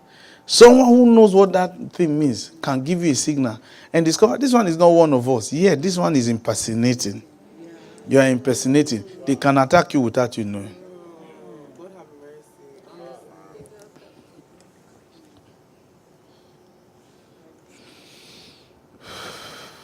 Today, you know, some ladies wear ankle bracelets and all that. All for the sake. It's not fashion. That thing is not fashion. But today, many ladies wear it for the sake of fashion. But ankle bracelet is not fashion. But today, people wear it for fashion. That thing is spiritual. That thing is not. But let's leave it. Let's leave them. It's fashion. Let's agree with them. It's fashion. Praise God. It's fashion. Okay, come in. Now, here, how did King Saul know that this woman that was being brought to him, or this woman he was coming to meet, was not a fake witch? Yes, sir. That's what you're saying. Yes, He saw the bag. Yes. He saw the bag. He saw the bottle. It's like a bottle form. He saw the bottle. He saw that this is the real Marco. This is a spiritist. Now, someone who does not know may probably carry that same thing and be saying it's fashion. I'm trying to display my nativity. You're in trouble. Where spirit of the dead will begin to follow you. That's what you're saying. Now, welcome. You see, it's amazing the reconciliation. Our grandparents who never knew the civilization of the gospel, who never saw Bible one day. You are seeing the reconciliation. This one, okay, now Evangelist Benedict said her grandfather used to hold a leather animal skin bag. But the reason why it was mentioned animal skin bag is that the hair, the fur is still on the bag. You know, you agree with the joy? It's still on the bag. There's a reason. There's a reason. So, you see, for me now, I can see a sister who comes to church, carry a bag all in the name of fashion. So she bought it in Paris, and seeing even hair on that bag, except the sister is ignorant. Because that bag is not an ordinary bag. You see that? You see why this thing is only for the initiated? Do you understand? Now, we the spiritual men, we're analyzing. We can tell you this one is a spiritist. So, the question then becomes, today, how do you recognize, okay, how about a spiritist who is a preacher? How can you tell? If I see his Bible, I can tell you. But that part I don't want to go into today. I don't want to go into it. But it's still the same King James Old Testament. But when I see his Bible, I can tell this one is a spiritist. But let's not worry ourselves with that. Let's come to this witch agenda.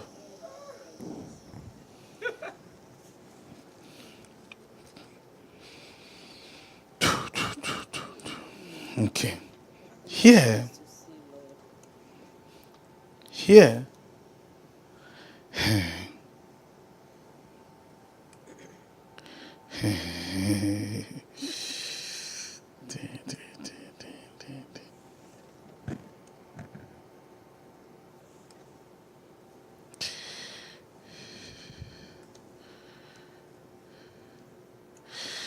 Okay.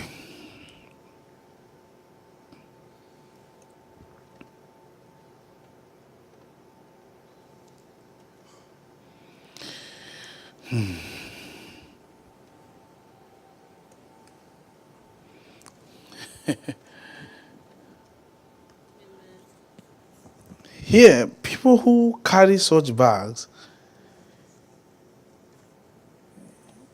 the reason why we laughed is because in the Hebrew, people who carry such bags are described as, if it's a woman, they are called witches. If it's a man, they are called wizard. Then they go on further to explain that they mumble. You know what I mean? Yeah, they mumble. So here, she's described as that kind of person.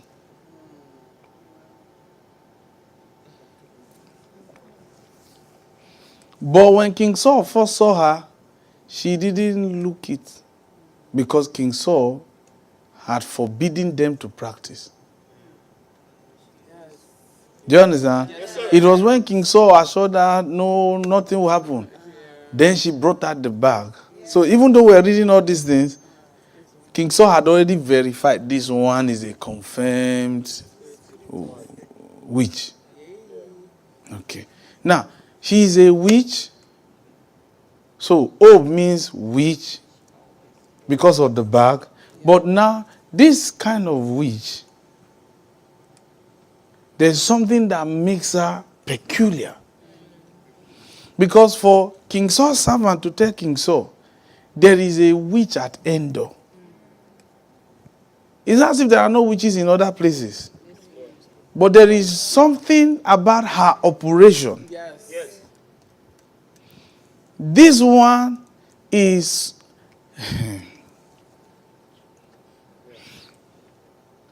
this one has the ability. Okay. If I'll tell you what...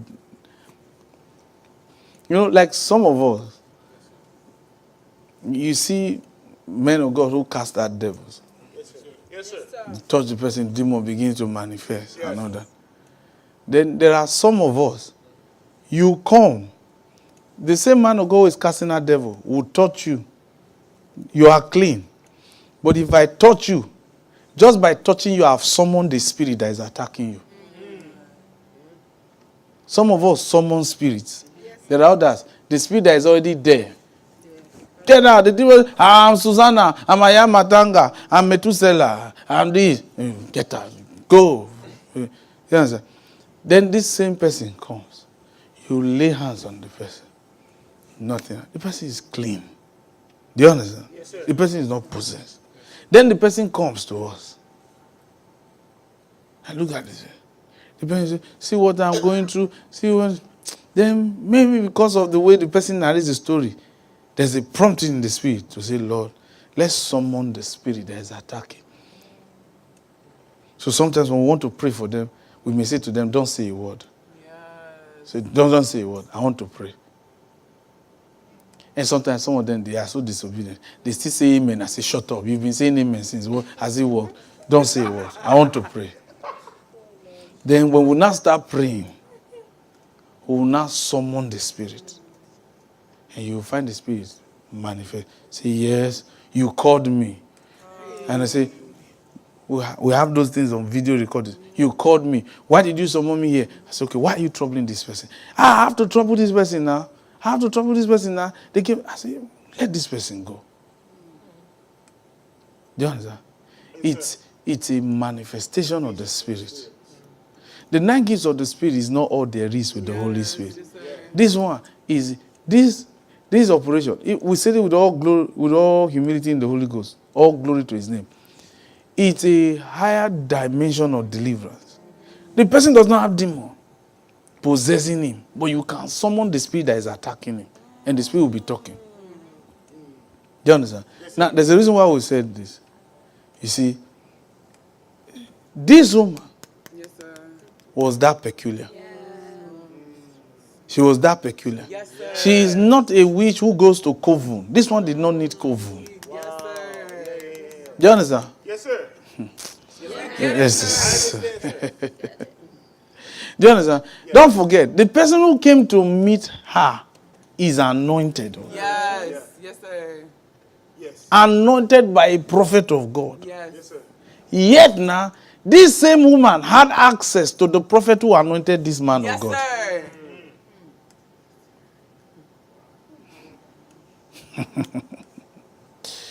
Listen, there are some witches or wizards. With all your anointing, you will prostrate. They'll just be telling you, respect yourself. In the name of Jesus. Fire. Fire. They'll just be looking at you. Brother, sister, respect yourself. Go and sit down. Go and sit down. I want to show you something. I want to show you something. Yes, sir.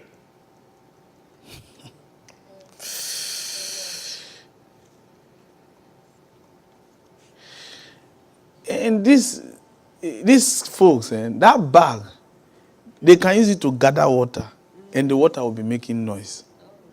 Is here. But there's no time to.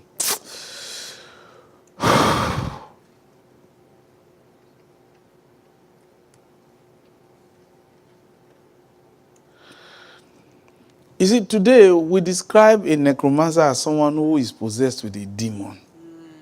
Today, in our day. Necromancer means someone who communicates with the dead. So we say the person, anybody who is able to do that is possessed with a demon. No. This woman was not possessed at all. Please listen carefully. She is not possessed at all. If you lay hands on her, you will not see a demon manifest. She is not possessed at all. But what made her so unique? You know, today, you have some people today, they talk about familiar spirit. Familiar spirit is someone a demon, who is familiar with your family history. I've preached it before. It's not true. This is not familiar spirit. Okay, let me show you something.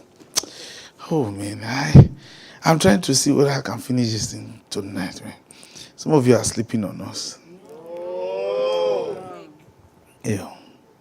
Okay, read that verses 9 again. There's something I want you to see. Read. 1, 2, go. Then the woman said unto him, Behold, thou knowest how he has cut off those that have familiar spirits and the wizards. Okay. Now, you see the word wizard there is wrong. English language translated as wizard. It's wrong. Because the lady herself is already a witch. Do you understand? Yes, sir. Do you understand? She's a necromancer. She's already a witch. So you can't repeat the word witch and wizard. You can't repeat the word witch or wizard twice. Because witch also means wizard too, but just that here you're talking about gender. So you can't repeat witch twice. Here, the word wizard that you see, English language translates, is the word spiritist. Now, this is what made this woman unique. Out of all the witches in Israel, there was something unique about this woman. She is not just a witch that will give you something to eat. No, she was married. She was living her normal life. Do you understand? But what made witches say, sister, be our matron? Do you understand? It's true. Yes. The reason why, because for her to be consulted by the king, she was the most senior. Yes. She was the supreme of them all. But yet, simple, happily married, living a normal life. We narrated the story of one native doctor who they were doing something about the aborigines, but today I don't want to go into that story again. Where the native doctor, they had issues, they had to be referred to an imbecile. Yes, sir. You remember we told that story before? The imbecile. And he said, that imbecile that I see, he says, that's your senior. Yes. This native doctor was told that imbecile. He said, I see the imbecile. When they now came to consult the imbecile said, you see me all the time now. You even give me, you throw me 10 kobo. Say now, you say, Baba. You see, you now call me Baba. Come to find out this was the zonal head of all the boys. Is an imbecile. Came and said, is this why you are disturbing me? Did what he did, and the person, what about 50 native doctors could not fix? This imbecile came and fixed it. He's their senior.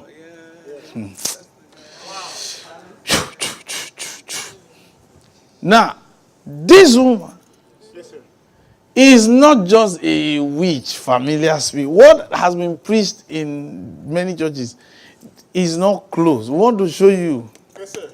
Receive it. Yes, sir. That's why such a person, such a woman like this, by the time we explain what this thing means, such a woman, if she opens a church, it will be packed full. Yes, sir. Because even the anointed will come and seek help. Yes. King Saul came to seek help. Yes, sir. And what she did, with what she had, she could access God. Yes. Yes. Don't understand. That's why we say, Yes. I got it. a spiritual man, his main focus is to have access to wisdom and the deep things of God and to talk amongst his mates. But among others who don't have access there, he demonstrates power so that their faith can. So we say, thank you, man of God. Say, give all glory to God. God did it. God did it. God did it. But this kind of woman, you see that word wizard that is translated? Yes, That sir. word wizard there. Yes, sir.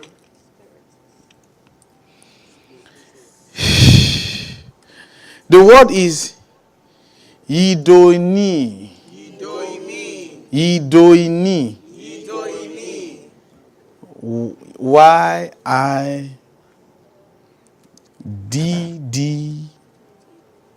Yiddoni.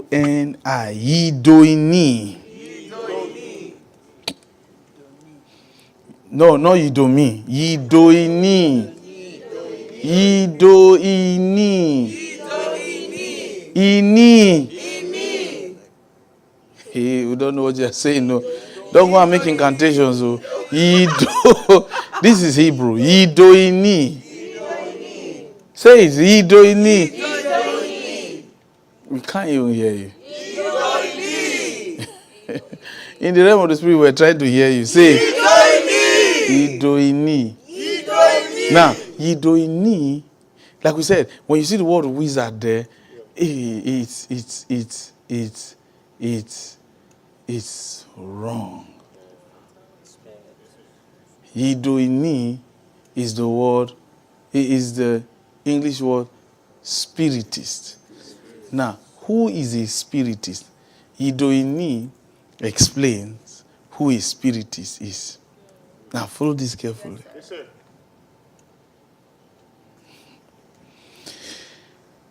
Then some of you will discover that some of you have been like this before.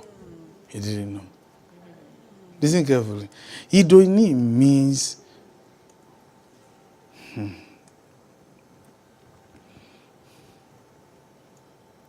a wise person who is acquainted with secrets of unseen world.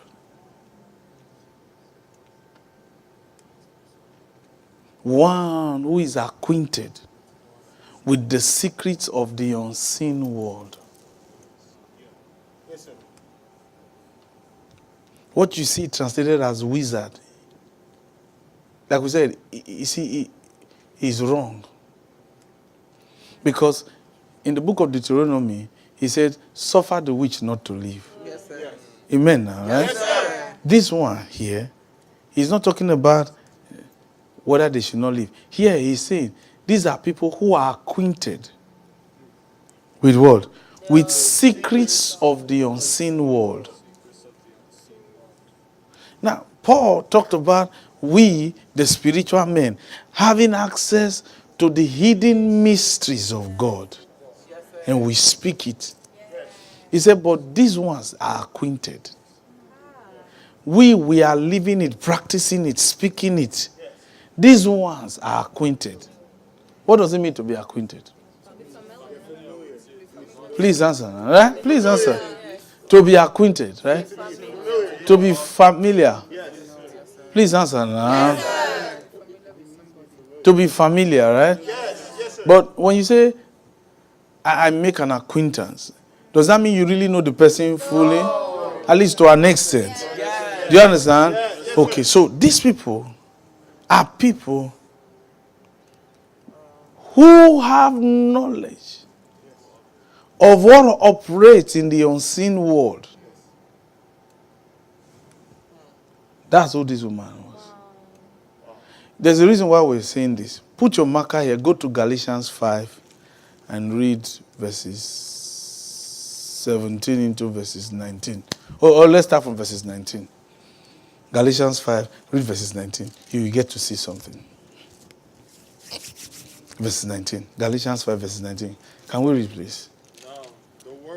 Now the works of the flesh are made manifest. Now notice, the works of what? The flesh. They are made what? Where's the flesh? In the spirit or here?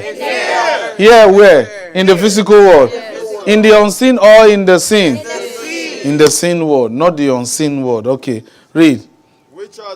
Which are these? Adultery. Fornication. You say fortification. Fornication. Uncleanness. Lasciviousness. Idolatry. Witchcraft. You see that? So here, there are witches. Witchcraft. Their realm of life is within the corridors of the works of the flesh. This woman has gone beyond that. This one now has abandoned, you see, hatred, lasciviousness, drunkenness, all these things. This woman, listen carefully, this woman does not do any of such things. She is not hateful. This is a woman you can see. She's full of love. She has gone beyond the works of the flesh. She discovered only the immature. So this is someone you naturally want to see as a holy person. Yes. Do you understand? Yes. Do you understand? She has outgrown all those forms of social evil. She has moved beyond it. Now, her aim, her quest is to have access to secrets into the unseen world. So she has lived past the end. See, why some of people are trying to own skyscraper, she is not interested in that. You want skyscraper, take it. So, man of God, somebody comes and says, Madam, please, I want to be a multi-millionaire. She says, okay, fine, take this. She's not after. Do you understand? Other witches are looking for, you did this to me, I'll throw you charm. I'll throw charm. They throw charm, works of the flesh. They are demonstrating the works of the flesh. But this madam is a Yidoini. This one, she has access into the secrets of the unseen world. So you see why King Saul looked for her. Yes.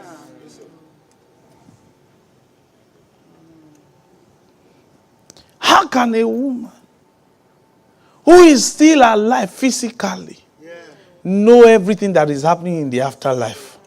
Where men will die to go to, she has access there. Yes, she's still alive. Meanwhile, that was not the case with Samuel this year. You didn't get what we were saying. You didn't get what we were saying. You didn't get what we were saying. You know why? We know why you didn't get what we were saying. You know why you didn't get what we were saying? This was a woman. If she stands and you bring Samuel the seer, By the time she started manifesting, Samuel the seer will go and sit down.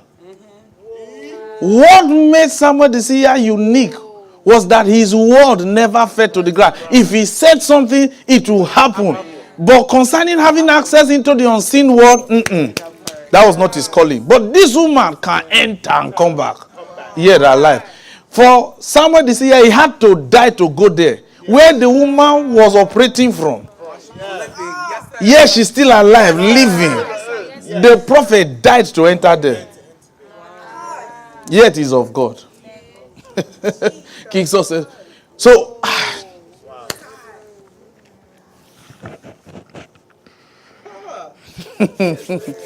you see what she's called? Why they are called spiritists. Do you understand? Yes, sir. So you see, Paul, the lesson is spiritual versus spiritist. Do you understand? Yes, sir. They don't cross paths. Paul is not saying, we are desiring to know the deep things of God, but we need to wait for the Spirit to enter God and bring us revelation. But this one, in her lifetime, do you understand? Yes, She is entering and coming out. Yes, she's not dead. Do you understand? The unseen world looks like where she is living in. Yeah. Yet you can see her. Yes. Yeah. She can summon the dead, whether righteous or evil, and talk with them. Yet now she was still afraid of a mortal man who could kill her. Because she doesn't do evil anymore. She is past the works of the flesh. Lasciviousness, drunkenness, and all that.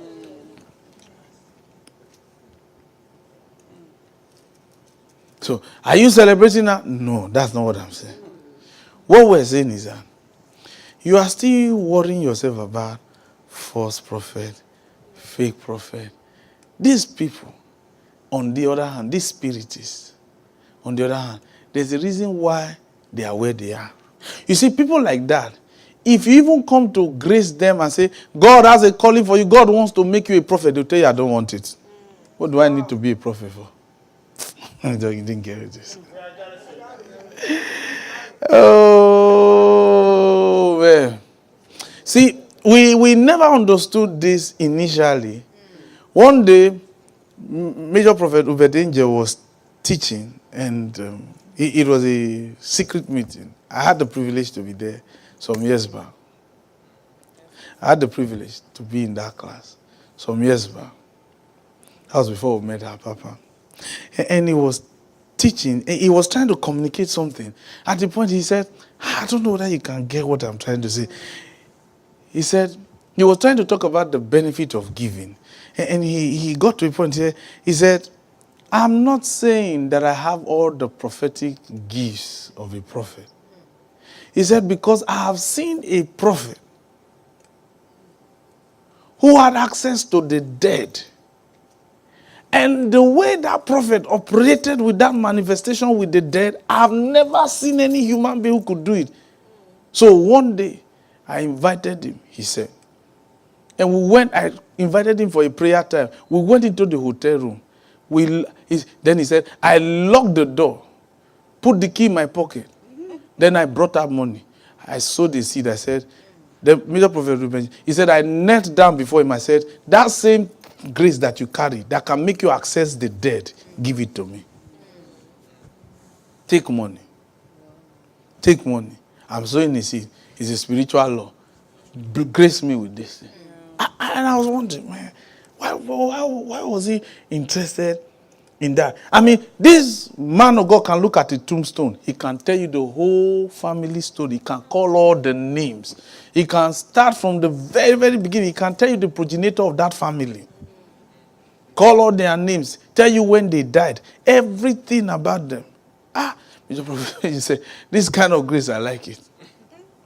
He said, but the guy, he can stand before the living and not say anything.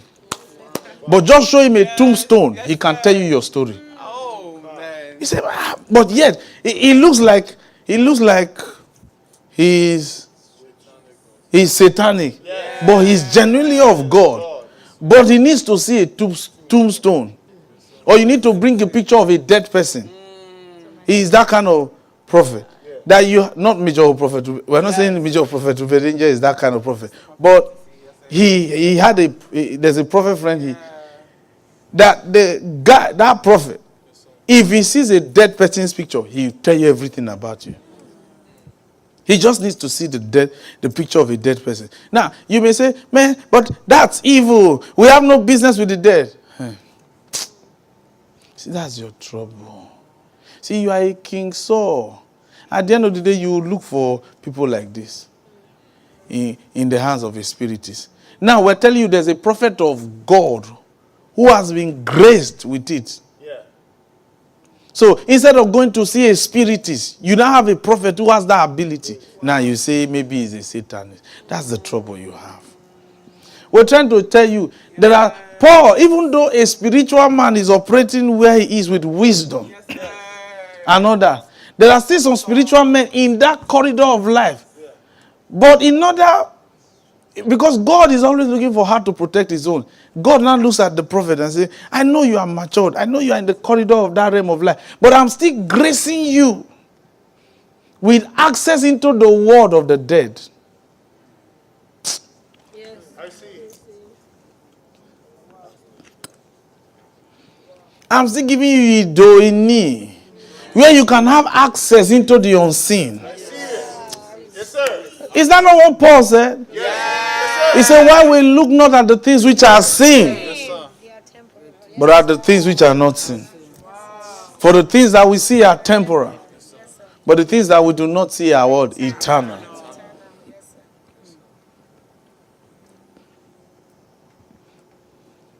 So there are spiritual men. What makes a spirit is who they are. God still graced the spiritual men with it. Yeah. Yes, sir. So you will not need to go and see a spiritist. Yes, sir. And how do you know you are safe with them? Because of wisdom that they carry. They can still demonstrate the power of God. Do you understand? Yes, so that your faith will not rely on the wisdom of men. See, what many in the church world today is familiar with is men of God who demonstrate the power of God. Yes. That's still the least. Paul says there are dimensions in wisdom. Dimensions in wisdom. There are spiritual men who appraise things. Now, in the Old Testament, there were spiritists. These ones. It's not as if what she did. She didn't do anything for evil. This witch, this woman in Endor, she did not do anything for evil. She didn't do it for evil. King Saul did not even pay her. She was the one who even cooked for him. Do you understand? Yes, sir. She was even helping him. Yes. Although it wasn't a good help. Do you understand? It wasn't a good help.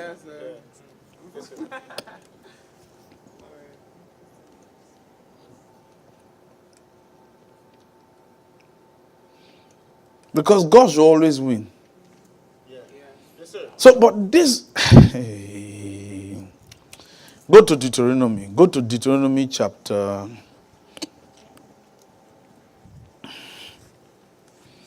This is a woman. A woman. So you see, this kind of woman, you will never read in the Bible that she died. Wow. That's true. Yeah. Do you understand? Yes, sir. What can kill that kind of person? Someone who can step into the dead all the time. How can she die? Never. She's been there. Do you understand? Yes, now, imagine such a person. Imagine such a person. Her child dies. You think she'll be looking for a prophet? No. She will just come back, enter your body. For real. That's true. Now,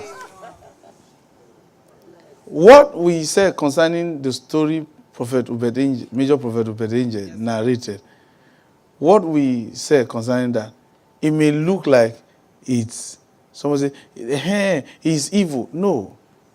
The greatest miracle Jesus ever worked was to bring a 4-day-old dead back to life. Do you understand? Yes, sir. That Jesus got to the tomb of Lazarus and called him and he heard. Yeah. That's the same thing. Wow. It was a Urine. So this time around, it wasn't about seeing a witch, going to call a witch, a necromancer. Jesus did it. So you see that prophet, the angel said to that prophet, give it to me. This was the highest level of the prophetic. That's the highest level of the prophetic. Where you can access the dead. Yes, sir. You know, generally today when a Christian dies, we say, oh, we know she's in the bosom of the Lord. She's with God. Right now she's feasting and dining in heaven. How do you know? So because she confessed the lordship of Jesus. No, go and bring a prophet who is a Yidoini. He will tell you whether the person entered heaven or not. Sir. People like that, they are necessary. Yes, sir. The nation of Israel cried over Samuel the seer that he died. They mourned for him. Yeah. This woman knew where he was. The nation is crying for Samuel the seer. This woman is seeing him. Yes, sir. He said, what are you people crying for? Somebody that I'm seeing.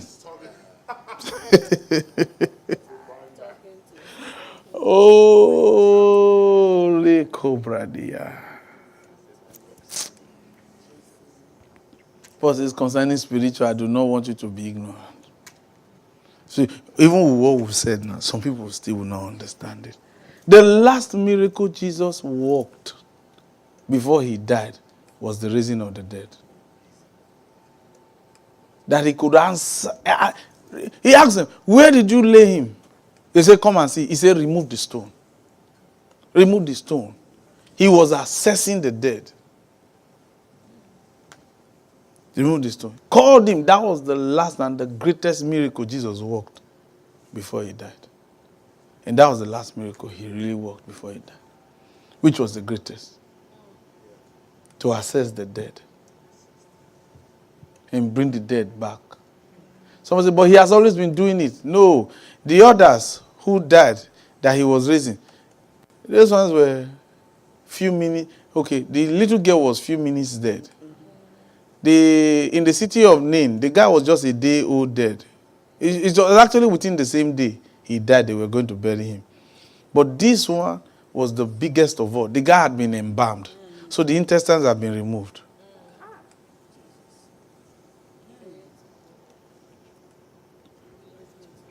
Okay. Let's show you something you need to understand. Go to Deuteronomy chapter 18. Thank you, Holy Spirit. Thank you, Holy Spirit. You see, this kind of people, you don't need. This kind of people, like that woman. Do you know how they call them in Israel actually? People like that woman, they have a nickname for them. Actually, do you know what they call them? They call them ghost. Like that kind of woman now, actually, they call her a ghost. Because people who operate that way, they are called ghost. In the Hebrew.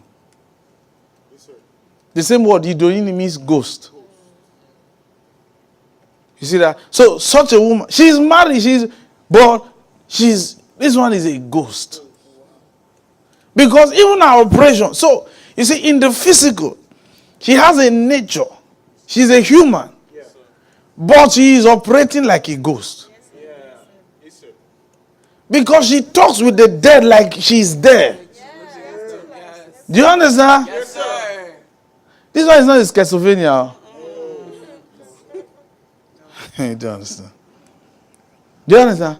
But the very fact that she could do, they are called conjurers too, that she could conjure and bring back a prophet of God, the first prophet in Israel. And yet, Samuel the seer who was brought from the dead did not query her, rather queried the one who consulted her.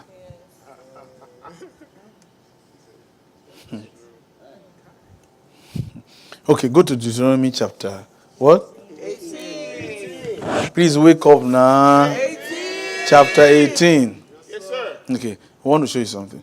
Read from verses 9 to 11. Please, 1, 2, go. When thou art Use the mic now. Don't you have mic? Use the mic. Okay.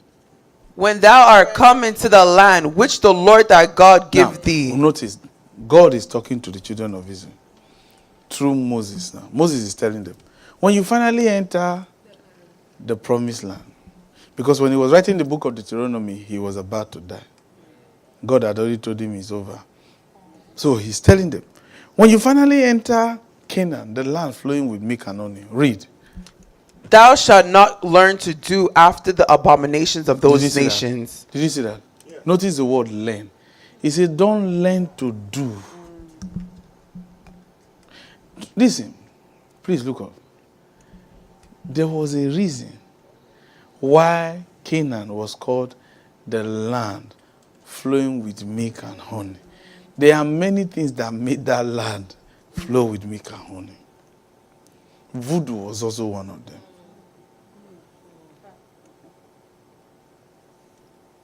Voodoo was one of them. They could access spirits that make the ground fertile. Okay. You get it. He said, don't learn to do what they do. Because God brought the people, the Canaanites there, into Canaan initially. Now, look up. You see, something you need to know. How long did the children of Israel journey in the wilderness? Please answer now. I'm not a pastor. Please answer. Please answer now. 40 years. Isn't it amazing that? See how God did it. They started the first day, journeyed 40 years. And when they finally entered Canaan, they entered during harvest time. They entered when it was harvest. So God allowed everything to make the land fruitful. Whether marine spirit, whether this. You get to see, the reason why we're telling you this, what made Canaan really prosper is because of women like this. And the same Canaan now is Israel today. Yeah. And Endor was part of that place. This woman was one of them. Okay, read again, please. Go ahead. There shall not be found among you anyone that makes his son or his daughter to pass through the fire, Yeah, those are people who worship Molech. Yes. or that use divination, or any observer of times, Okay. Now, mark the word divination. We'll come to that. It's very important. Divination. Okay, go ahead. or an observer of times, or an enchanter, or a witch. Now, you see that? Divination, enchanter, or witch. You see the word? Yes, sir. That word, witch, there is the same word, spiritist. Now, did you notice the word divination? Yes, sir. Then you now see enchanter. Right? Yes. Oh, man. Yes, sir. Yes, sir. Divination, enchanter. Enchanter and witch. Yes, sir. These are people these are the different areas of spiritism. Do you understand? Yes, sir. Listen, what we're saying is, if you are following God, follow God. Oh. Yes, sir. You didn't hear what we said? Yes, sir. If you are following God, follow God. Oh. Yes, sir. Yes, sir. Because those in the corridors of darkness have what it takes to finish you. And that is why, listen carefully. Oh. Yes, sir. This one is not about I come to church, I go to church, I give offerings. This one is how spiritual are you? Because only spiritual people, only spiritual men or women can escape people like this. And the thing about a spiritist is that they can use a spiritual man against you. How is it not a spiritist who summons somebody seer? Yes, sir. Any you get to see what somebody seer said to King Saul that day. Yes. When he said, by this time tomorrow you come and join me. There is something that is described as that. What do you call that kind of thing? You get to see. He's already mentioned. He says divination. He says enchanter. Then he says what? Witch. Wait, read it again. Read that Yes, part sir. again. Start from verses 9 again, please. Please What- follow this carefully. Oh, man. Yes, sir. When thou art come into the land which the Lord thy God gives thee, you shall not learn to do after the abominations of those nations. There shall not be found among you anyone that makes his son or his daughter to pass through the fire, or that uses divination, or an observer of times, or an enchanter, or a witch, or Wait, a wait. charmer, or a consulter with familiar spirits. You see that? Yes, see sir. That's the Yidoni, really. Even though the wizard, you have that wizard there. This is the Yidoni. The familiar spirits, right? Yes. What does it say about them?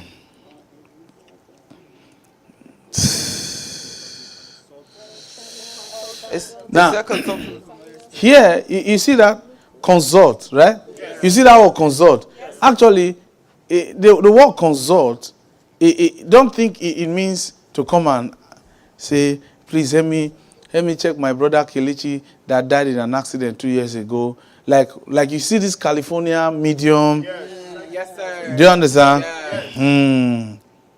See that guy? Recently we were watching this, and I say, man, see what this guy is doing to these people. Do you understand? Now, the guy has a show on TV, right? California medium, all those things.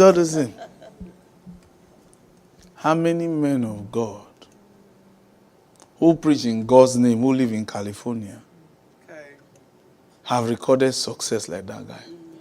That's what we're talking about. Yes, sir. 'Cause the guy may not come to church, but pastor challenge him. He will finish you.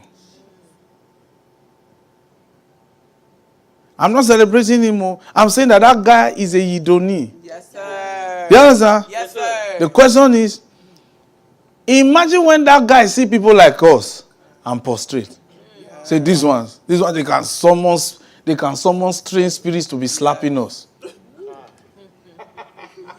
Do you know how people like that, they are already called ghosts. Yet they dress like humans. Knock on your door, camera is following them. If I were watching one episode, we just saw, for some reason, we stumbled into that channel. And I said, okay, let me see this thing. I've been hearing about this. And I was watching the guy. Then one lady that he was consulting for, some of these superstars was consulting for them. And the lady asked him, so are there spirits in the house? And I said, oh, yes. There are a lot of them here. Oh, I said, sister, you're in trouble.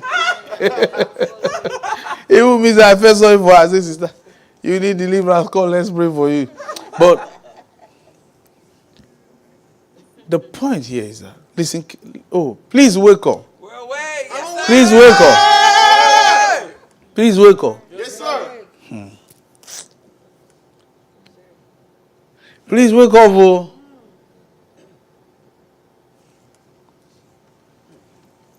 Today we, as prophets, we prophesy. Your name is Pastor Chigozie. You live in so place. This and that. You see, it's true. Man of God is true. It's true. It's true. It's true. Which Hollywood star has come to meet that prophet yet? None. No. Because those Hollywood stars are not interested in you telling them their name. They'll tell you I'm already popular. True. Yeah. Tell them their house address, it doesn't matter to them.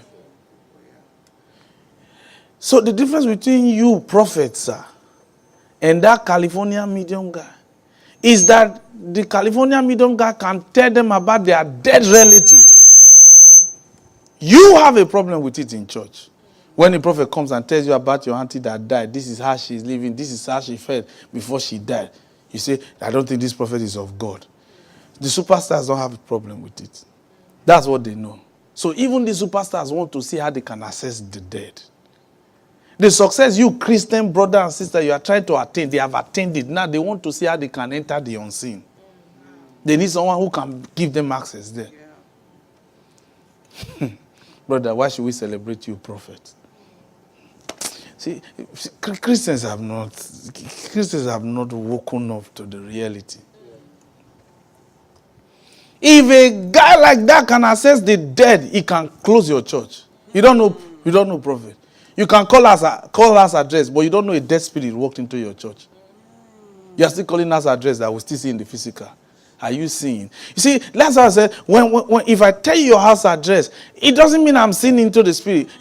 See, we can use terminologies like I'm taking in the realm of the spirit. We can use that terminology, but really, what you are still seeing is in the physical. Yes, it's true. It's the address. You are seeing my house address. You are seeing my job. You are seeing. It's still where I came from. Is that in the? Is still good? Is it spiritual or is it in the physical? But now you now meet someone who is telling you about the dead, and they tell you how the person died, which you can confirm. Then you query King Saul. Why are you, King Saul, messed up? He is going to... King Saul will tell you, I'm anointed. I agree. You don't understand.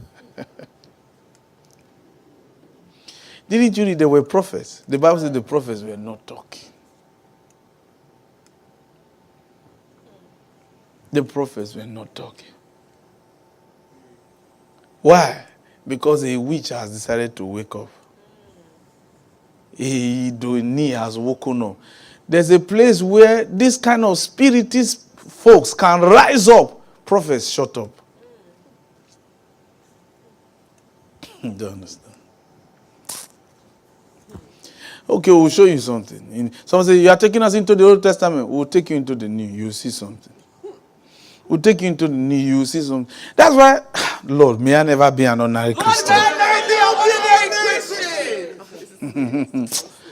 Hey. Hey.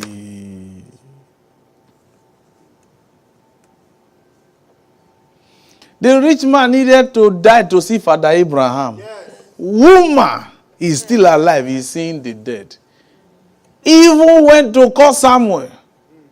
How she did it. And the Bible says it was Samuel. This one is not a familiar spirit that knew. We Christians would like to spiritual. The Bible says it was Samuel that came. So this was before Jesus died. So, and there was still purgatory. After Jesus died, there's no longer purgatory. Brother, this one accessed the dead. The Bible says she did. And guess what? Who wrote the book of Samuel? Samuel the seer. He wrote about his death. He wrote about how a witch can talk to him. Samuel the seer wrote this book. The book of Samuel. Actually, it was one book. It was Bible expositors that broke it into two. 1 Samuel and 2 Samuel. But Samuel wrote his book. He wrote about a witch connecting him even up in the afterlife. Before it happened. He wrote about it. The reason why we're telling you this is because, please, have you been serious as a Christian?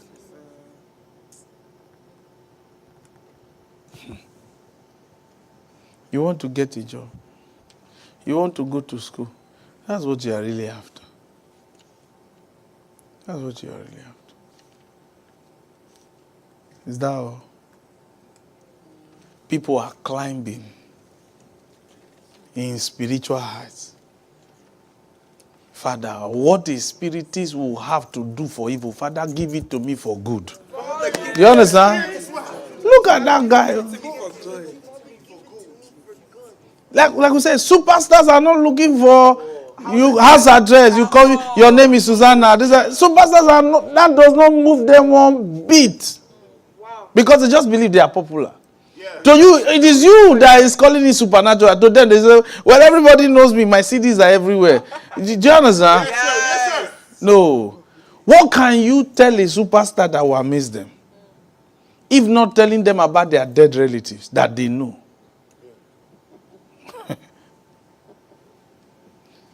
You, hey.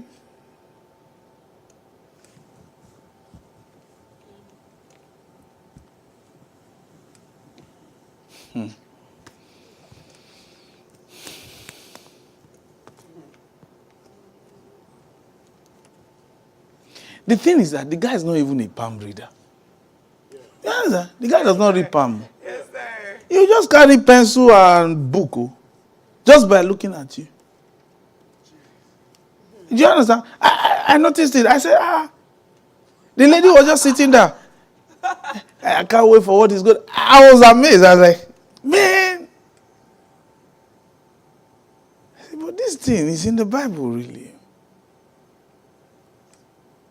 This thing is in the Bible. That small Chinkolo brother.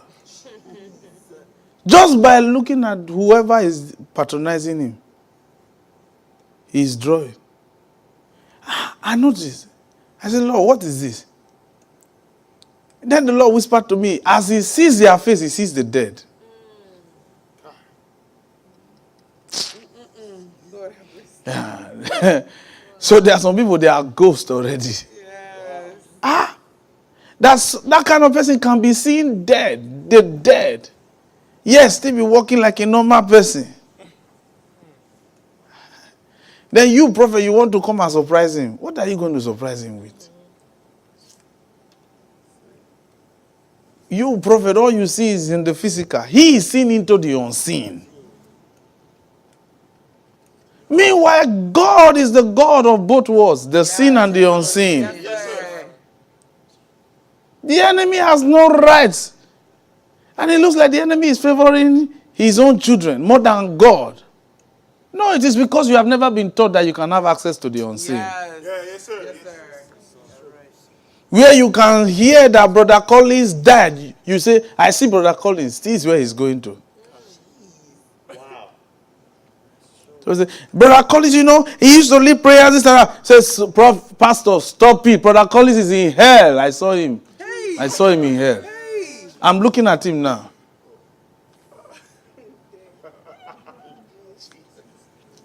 Do you understand? Real, Lord. Brother Collins is in hell. He even, now he's crying. He's even saying that so person caused the death. And there's a confirmation. And the person says, it's true. This is, the last argument between Brother Collins was between him and his wife. This was what they argued about. The wife says, it's true. We argued over that matter. Then you know the person who is telling you this thing is actually seeing Brother Collins. Then how can you, what kind of, you carry the casket and say, let's just burn this thing. The guy is already roasting. That's true. You understand? That a witch can see where a man of God is in the afterlife.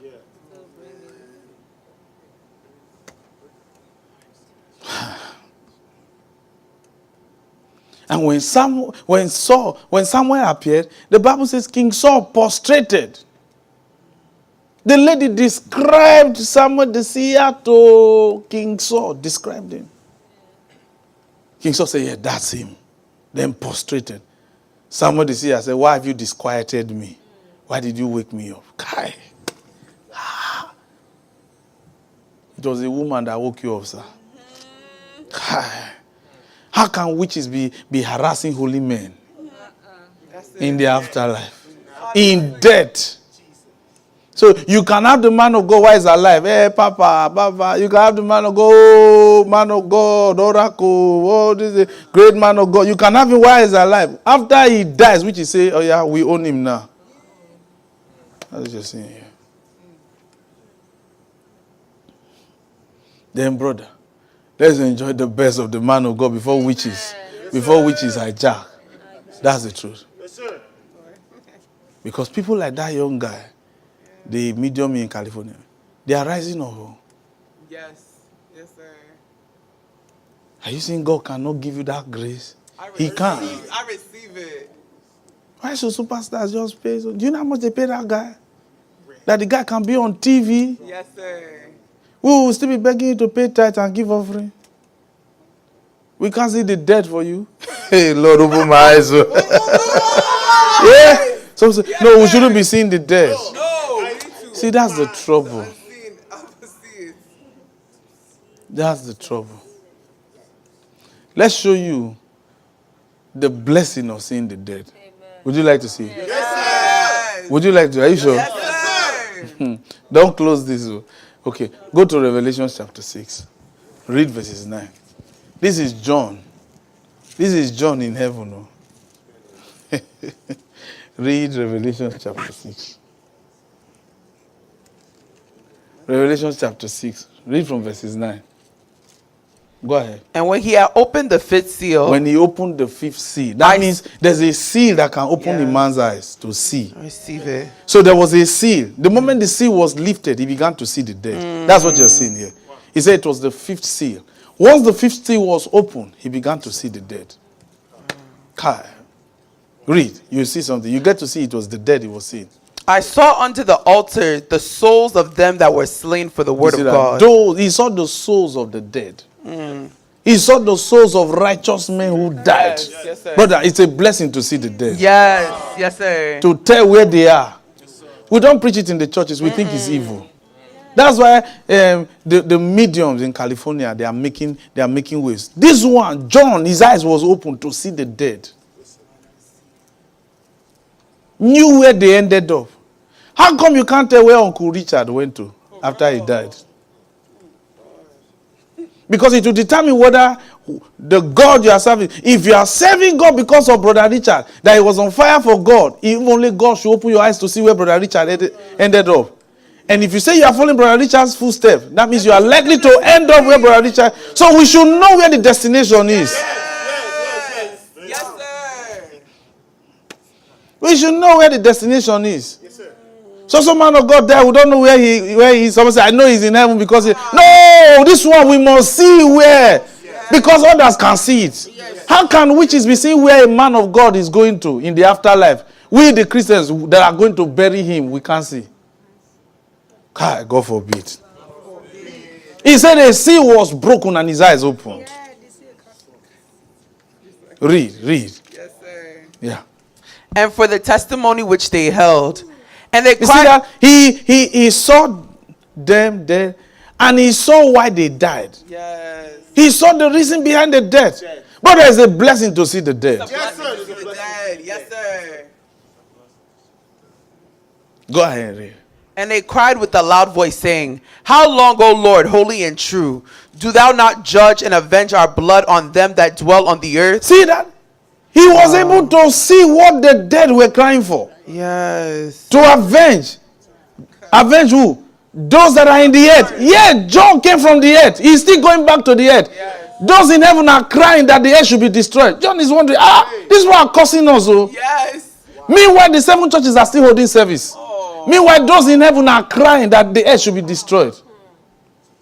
Brother, it's a blessing to see the dead. It's a blessing to see the dead. Yes, sir.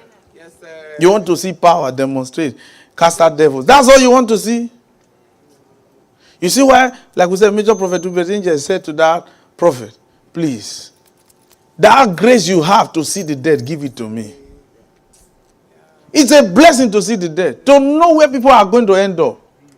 It should give you confidence. Because if you ask many Christians today, where will you go to? They all say heaven. How do you know you are going to heaven? The person who led you to Christ, the person who has been your pastor that died, where are they? Do you know where? So I know he's in heaven. How do you know?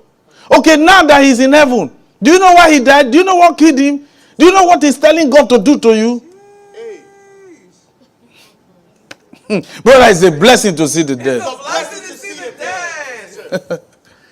We're not saying bomb must be. No, it's a blessing. The Bible says it was when the seal was broken that his eyes was opened to see the dead.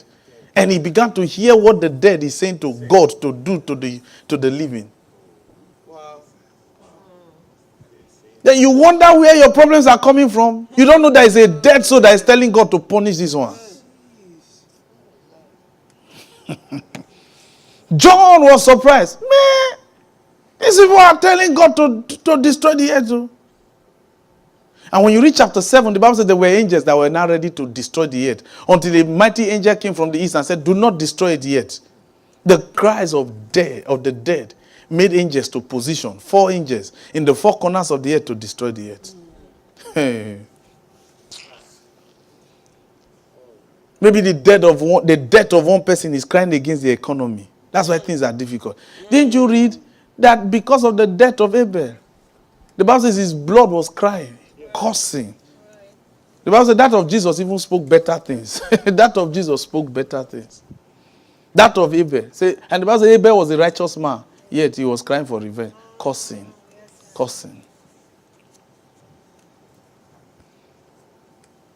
Hey, brother, let's see the dead that is causing problems. Yes, sir. For the living. It's good to see them so that we can adjust matters. Settle matters. Say, brother, stop this thing. I'm still here. Yes, sir. So I say, well, this guy. Because that guy that is doing medium, if he knows that there is one ghost that wants to attack him, he can say, cool down, I'm seeing you. Stop it, too. Yeah. We are relatives, so I'm a ghost, too. But Christians cannot see. God forbid. Father, open my eyes to see. Father, that sin you need to break for me to see. Father, break it. That's what we're asking. This is in the book of Revelations. This is the end. Yeah, read now. You see.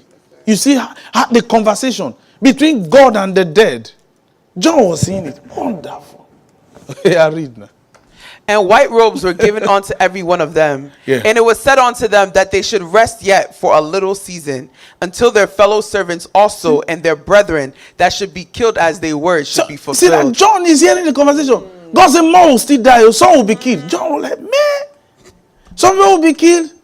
The Bible said they were giving robes to rest. They were not giving mansion. John said, man. They were told to rest. That means they were crying. They refused to go. Even if God gave them mansion, they refused to enter. The Bible said they were by the altar, praying God revenge. The dead. Oh. That's what we're saying. Have you been serious? Which spirit is crying against you, yet you are sitting in church? You are sitting on the chair. Which spirit is crying against you, yet you are lying on the bed? You will not see matter. Whose accident did you cause that died? And that one is crying, you cheated me out of life. Oh God. May any child that is born into that family, may they never live past 15.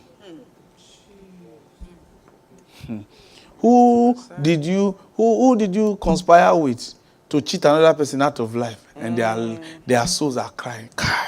This one denied me fulfillment in life. Father, destroy them. Destroy them. Brother, we need eyes to see the dead. Yes, sir. Let's know what they are saying. Yes, sir. You see that witch? She was supreme. Where she stands, prophet shut up. Imagine if a prophet wants to tell her answer, they say, you want to prophesy, prophet? You that I know, see your auntie that died 3 years ago is slapping, is already doing something against you. That prophet will keep quiet too. If he wants to say, thus says the Lord, he will think again.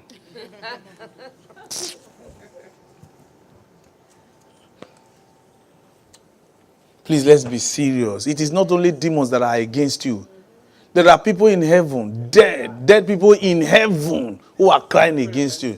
Don't think demons are the ones troubling you. No witches. Witches say, well, we are not the ones. But just say honestly, well, we don't look for this person's trouble. Maybe a dead soul is crying. Boniface, your own is finished.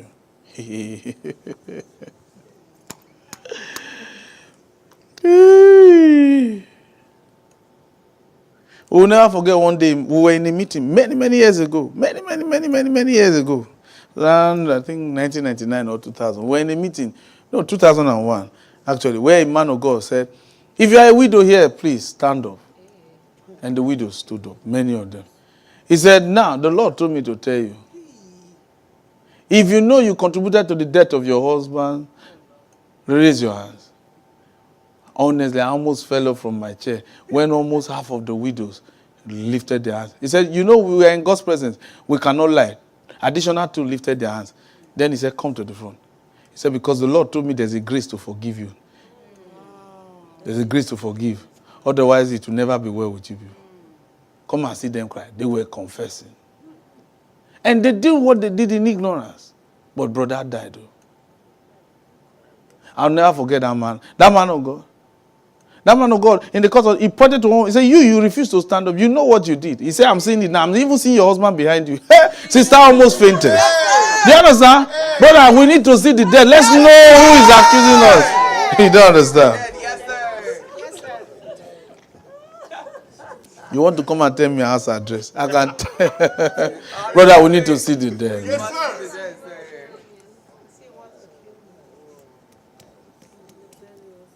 Because even with that, you can you see, even access to that is easy to raise the dead. Because you can tell the person, please come back, enter your body. Then he says, in the name of Jesus, rise up. The person is just stand up. Say, meanwhile, he has already spoken to him in the spirit. Brother, enter your body, please. Let's work this miracle. Yes,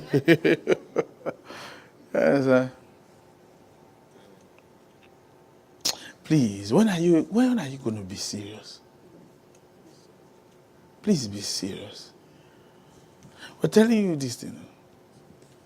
Otherwise, spiritists can finish you in different dimensions. You read it in the book of Deuteronomy. If they don't use enchantment, they can use divination. If they don't use divination, they can go into necromancy, seeing the dead, summoning the dead against you.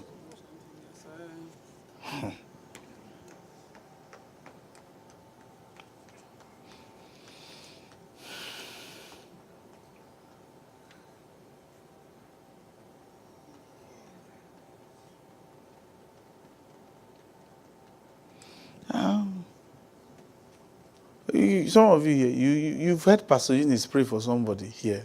They shared the testimony with us. How Pastor Eunice pray for, and the spirit that was talking was saying, "I'm my dead grandmother." Yes, sir. You think Pastor Eunice is an ordinary person? Honestly. Just by laying on of hands, the spirit of the dead came. Yes. Yes, sir. It's true. It's a grace, oh.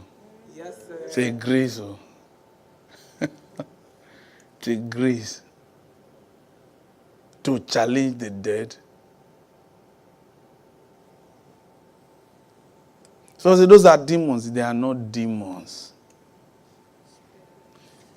John did not see the dead rejoicing here. They were crying, telling God to revenge. God said, people should rest now. They are praying. Oh. I thought they would be eating chicken and burger in heaven. They are praying. Oh. They say, God, avenge us. Man. They cheated us. Once I was supposed to be 85. I died at 40. What kind of thing is that? How do you think Moses felt? Because of the people. His life was cut short. You think it will be well with them? No. You see why he had to come back at the Mount of Transfiguration? Yes. Hey, brother, we need to see the dead. Yes, sir. Jesus' eyes opened to see a dead Moses. And you think seeing the dead is not a blessing? We're not saying dreamings. When you sleep, you dream. I dream, I'm seeing dead people. I'm not talking about dream. I'm talking about seeing them. Yes. The guy who is doing medium, is he dreaming? No. Hey. Lord, open my eyes, oh God. That Elisha prayed for his servant's eyes to be open, and he saw a mighty army. Who told you the mighty army are probably not dead souls? That's true. The armies of Israel. Maybe those who fought in the days of King David. God still recruited them in heavenly army. Came to work for a prophet. You don't understand these things.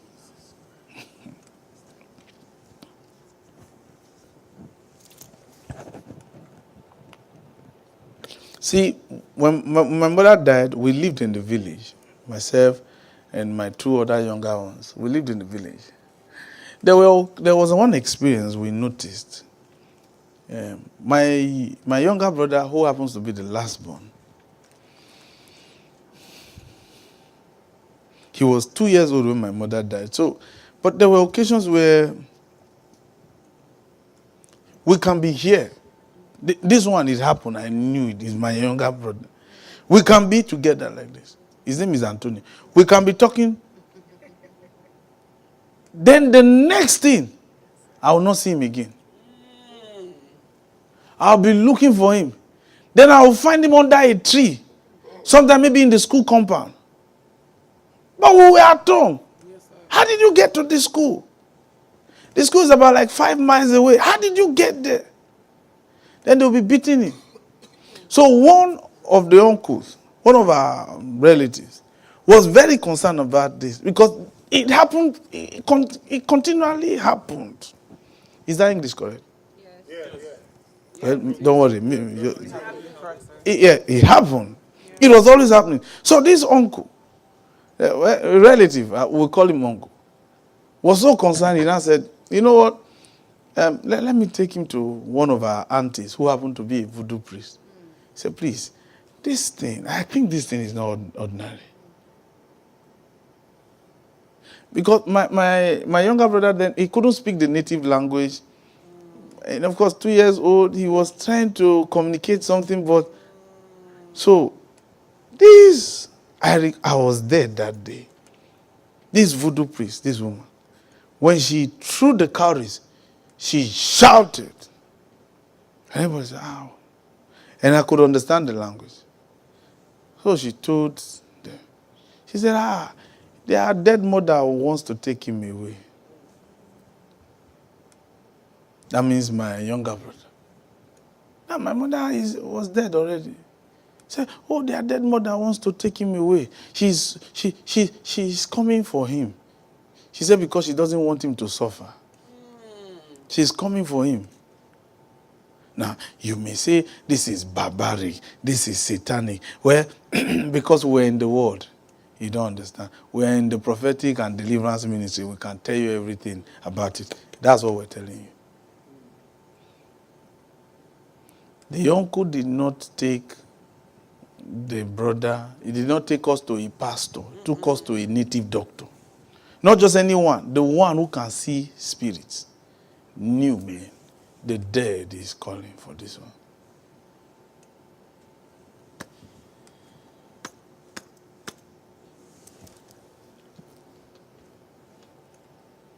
Some of you now, even the way you are closing your eyes, we don't know whether you are already there. Please wake up, let's close. Because the way some of you are closing your eyes, we don't know whether some of you, whether you are already, the lesson was trying to open the gateway for you to make it right. Please don't go here. God didn't call us to do burial. Please go. Please wake up. Now, there's something I want to show you. Go to Numbers 23, verses 23. This was when Balaam, the prophet. Balaam was a prophet of God. And interestingly, there was just something unique about Balaam, the prophet. Because now,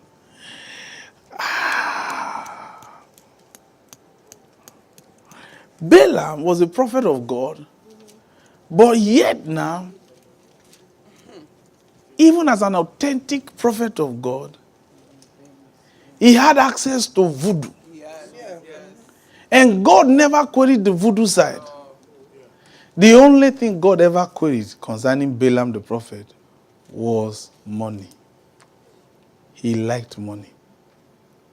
But both Yidoni and the prophetic grace, he had them together. Yes, sir. Yes, sir. Wow. That's what we say.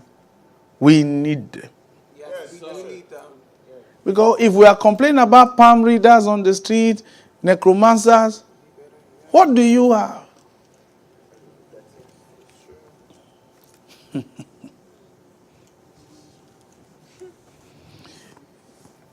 Initially, we didn't notice, we didn't know why initially. But of course, we now know why. If you tell me someone that died, I can tell you immediately what killed him. Yes.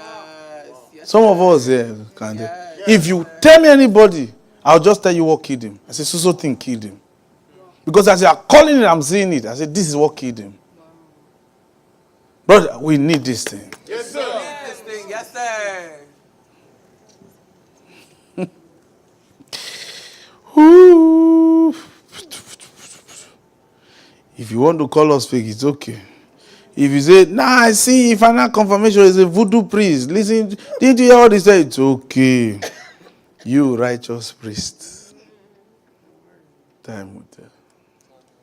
Numbers 23. Okay. Now read verses 23. Can you read, please? 1 to go. These are Surely there is random no scriptures. enchantment against Jacob, Okay. neither is there any divination against Israel. Okay. According to this, did you see that? yes, sir. It says there is no enchantment against Jacob, against Jacob, nor Neither any divination. against Israel. You see that? It says Jacob, no enchantment can catch him. Receive it.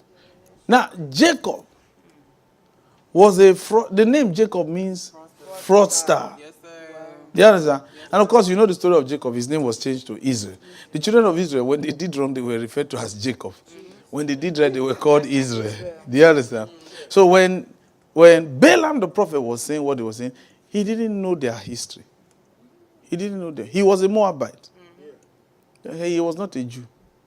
He's meeting these people for the first time. Didn't even know they came to the Moabite mountain. It was the king Balak who came to consult him. But now, notice what he said. He said there is no enchantment against even a dubious Jacob. You didn't get it. You didn't get it. You sleep. Sleep is cheating you. No, we are alive.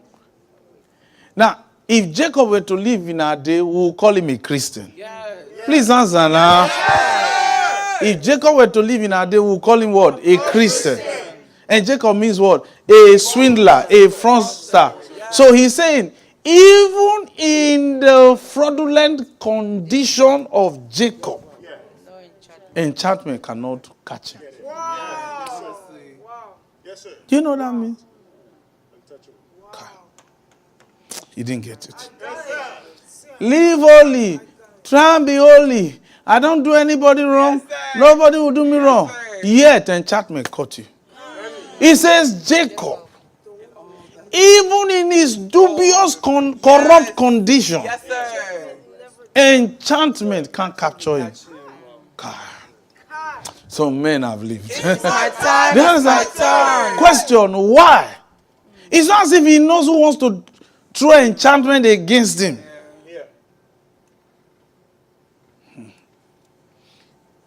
Meanwhile, the Jacob is calling here is the children of Israel. But because there was Moses in their midst, he said, man, these people. He says, Jacob, even in his fraudulent condition, enchantment can't catch him. Yes.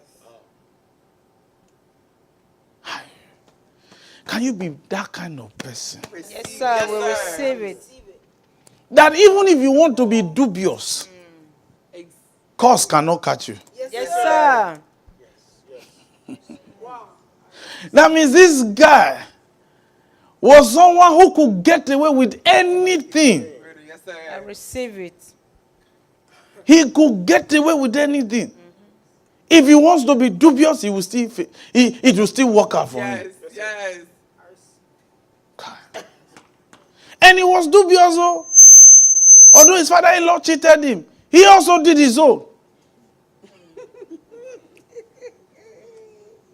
He says voodoo. Don't forget, his father-in-law was a voodoo guy. Oh. He did voodoo. Yeah. Yes, sir. Eh? Yes, sir. Why are you talking this way? Don't you know neighbor now?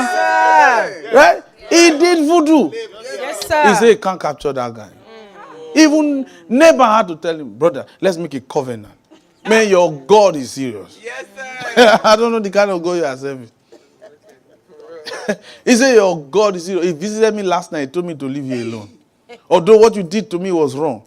But I don't know why your God is favoring you. He says there's no enchantment against Bro.Osi. There's no enchantment against Pastor Favor. Ah. There's no enchantment Oh, against Pastor man. Baking. I know you say Bro.Osi is not holy. He said, but no enchantment against Bro.Osi. It can't work. I know you don't like Bro.Osi say, but no matter what you do, no enchantment can work against them. No divination. Yes, sir. So, now notice. The enemy tried enchantment. It didn't work. It didn't work. Then the enemy went into divination. Yes. So here, we see something serious here. Now, Balaam was a prophet who was a prophet of God and also engaged in divination. Yet he is saying, these people, I've never seen a peculiar people like this before. That nothing against them can work. Brother, that's what this month is for us. Amen. Yes, sir. We'll receive it. This month. I receive it. Yes, sir. This month. A lot of people will die mysteriously. But all of us will still be standing. Amen. Yeah. We'll receive it.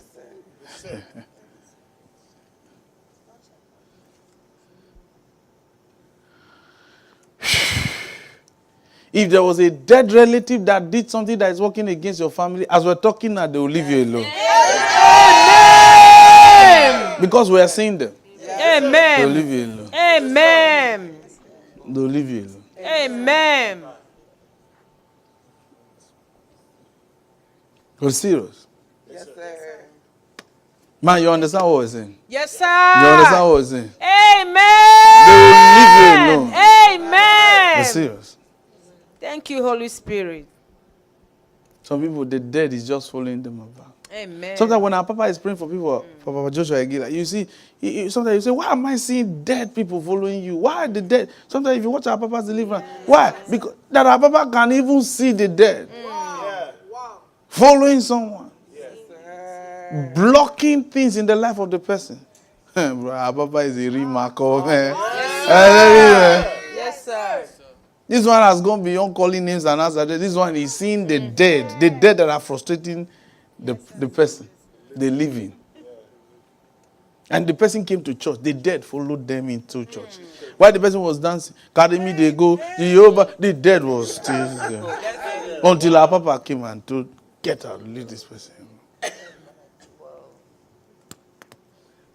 Brother, we need to see this dead. God, open our eyes to see him. I mean, you watch it now. You see it now. When our Papa said, why am I seeing dead people following you? Dead. Leave it. And just touch the person, there's a manifestation. Yes. You see, it didn't make sense to you until now. Honestly. Yes, sir. Because what you used to do then, you would just clap. Lord have mercy. Say that my Papa. You know, the realm is in. That he can see the dead that are frustrating one person. The person think it's Bomo spirit. You know, Bomo is the dead relative. We recall one time our Papa was listening to one woman, a widow. She said, your dead husband is following you. Another guy like that, Papa was ministering to him. He said, your late wife, even though both of you love each other, because of the covenant both of you made together, that's why your second wife, she's fighting now. The man didn't know. After death. After death, our Papa was this. You don't understand this thing. This one is not demon. It's dead. Okay. Now, in conclusion, have you been blessed so far? Yes, sir. We would have broken it into parts, but you know, we are not always here, so we are always in Atlanta. Okay, now. For there is no omen. That's the meaning of the word enchantment. There's no omen. There's no enchantment. It's also the word divination too. Some versions you have divination and then divination. But that word enchantment or omen is the word nakash. Nakash. Say nakash. Nakash. Say it now. Nakash. Say nakash. Nakash. is spelled N-A-C-H-A-S-H. Say Nakash. Nakash.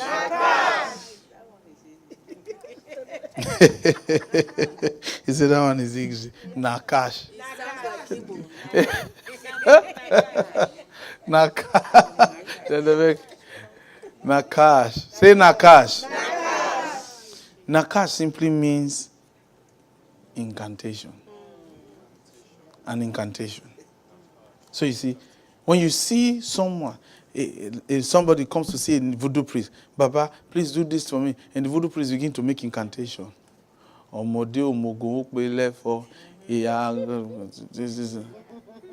That's an enchantment. He says, Jacob, no matter how you make the incantation, you can't locate him.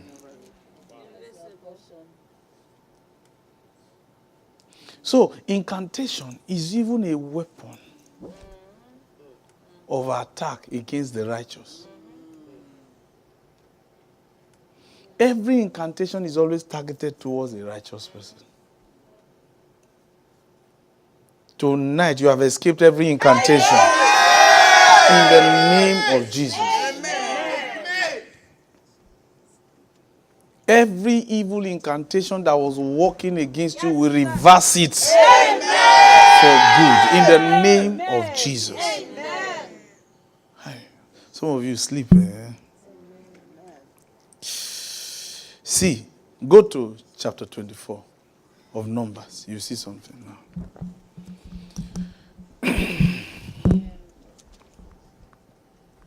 See, we're trying to show you something your degrees cannot fight. Honestly.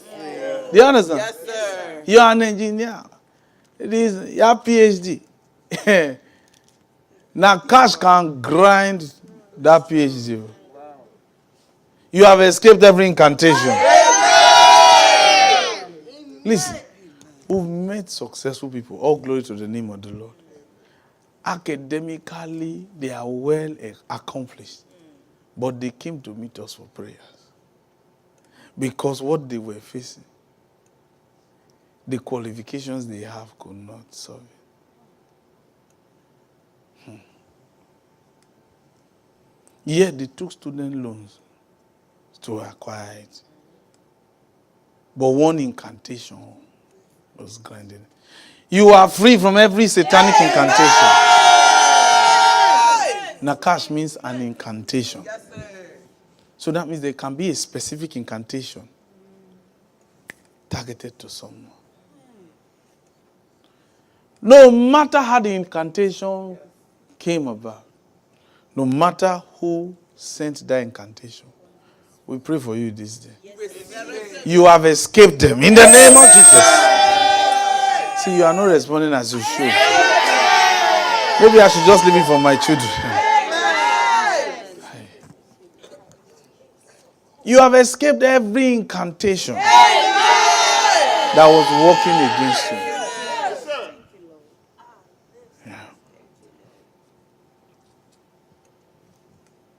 Yeah. Take your seat, please. This is even a prophet now. You get to see that incantation. Let's find out. He knew what he was saying. Oh yeah, read verses 1 of Numbers chapter 24. Read verses 1. And when Balaam saw that it The mic pleased is the not Lord- on. And when Balaam saw that it pleased the Lord to bless Israel, he went not as at other times to seek for enchantments. You see that? But he set his face. Wait. Did you see that? When he saw that God was pleased, he could not use voodoo again. Yes. Oh, yes, sir. So let God be pleased with you. Amen. We receive it. Do things that pleases God. Yes, sir. That's how voodoo will not work against you. Amen. We receive it. If your leader is always upset with you all the time, always angry with you, Lord have that mercy. means God is not pleased with you. Whoever does anything, he can work against you. Oh, Lord, have mercy. Balaam the prophet. The Bible says when he saw that the Lord was pleased with them, he said there's no need to do incantation. So he was a prophet and had the grace to do incantation. But this time around, he saw how God loved these people. See, and the reason why he did was because of Moses. The reason why God was pleased with the children of Israel was because of Moses. Yes, sir. God told Miriam, Moses is the meekest man ever. His humility, I've never seen a man like that.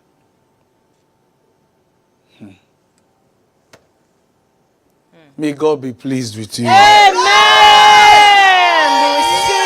It is not prayer that can deliver a man from incantation. He says, let God be pleased. This is a prophet talking. He said, when he saw God was pleased, he said, there's no need to do voodoo. There's no need to do incantation. Amen. It also means no need to do voodoo. So one of the confidence you should have is make sure your leader, because your leader is God's representative, make sure your leader is pleased with you.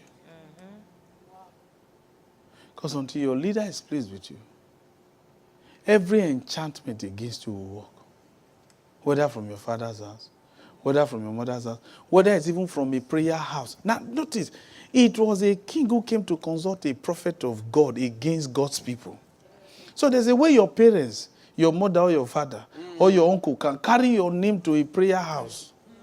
And a prophet can say, I speak. You see, when you see a man of God use expressions like, if I be a man of God, that's already an incantation. Oh, Lord.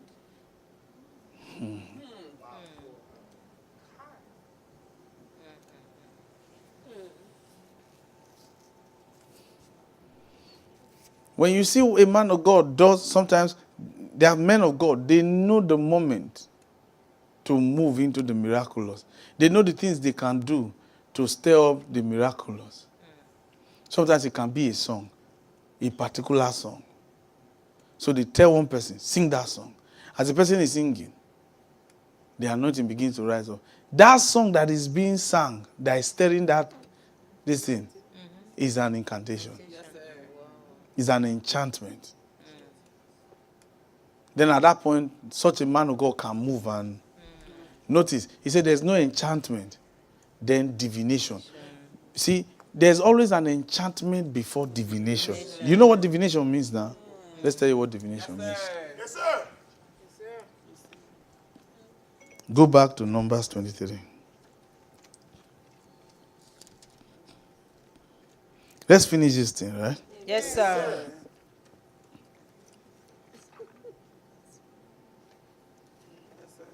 Oh, are you tired? Let's stop. Oh. No.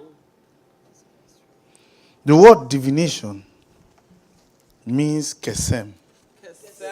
It's the Hebrew word kesem. Q-E-S-E-M. Kesem.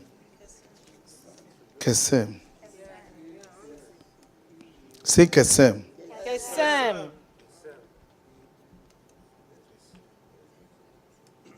It means divine decision. Divine decision. It's a decision. Yes, sir. Yes, sir. When Jesus spoke to the fig tree, no one will ever eat of you. That was a kesem. That was a divination. Divination is to give a sentencing. To sentence. It also means divine sentence. To speak and say, this is what will happen to you. So you see, they must have what? Like now that we were saying, the dead will leave you alone. Amen. Anyone troubling you. That's a kesem. That's a divine sentencing. Yes, sir. When you read in the book of Daniel, when it says, this decree is by the watchers and the sentence is by the Holy One, that's a divination. When the man of God comes and says, be blessed. You are blessed. Yes, It's a word. It's a kesem. It's a divine sentencing. But when we hear the word divination, what comes to our mind, the inclination is usually towards evil. And of course, they do that a lot. And how come you are familiar with that? You don't know that in church we do it. You see, what the pastor decrees or what the minister decrees, you don't take it seriously. But what a voodoo man said against you is what you are afraid of. Lord have mercy.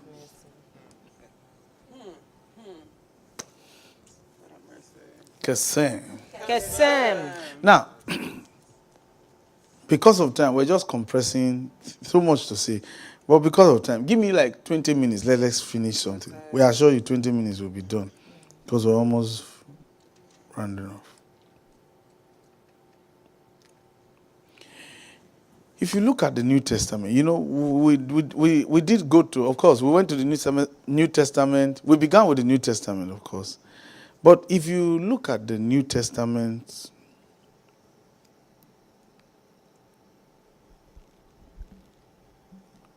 there are, wow, this is really a night vigil. Amen. It's almost 5 a.m. Amen. Yeah. Yes, sir. In Atlanta, our night vigil there is not usually long because, you know, they are getting used to, some of them actually are getting used to night vigil. So sometimes we just quickly finish because sometimes the way some of them look, although the others, there are some others who are wide awake, but there are others, no. Even we say, we will not be fair to continue. We will not be fair to continue. So sometimes, it's okay, let's close. But here, okay, but just give us 20 minutes. We want to explain something to you. Now, in as much as we took time to explore the Old Testament to show you some things, we're trying to let you know that it doesn't mean that those operations stopped. Even though you did not see it really mentioned in the New Testament much. Don't forget, the people who were engaged in such practice were not God's people per se. But later on, God's people were corrupted into it. But the original practitioners of such things were not God's people. There's a reason why we're saying this. So which means in our day, non-Christians still engage in such things. Yeah. Yes, sir. And you will not be fair to your destiny as a Christian when you remain ignorant of these truths. That's why a lot of Christians today in the church don't know what is working against them. Now, in the New Testament, there are two primary things that were mentioned. And the Lord didn't need to go much into details. There were, we said two, right? But there were primarily three areas of operations of the forces of darkness. There were three areas. There were three areas. The first one is found in... Sit down if you ask. Where can you take over? He's tired now.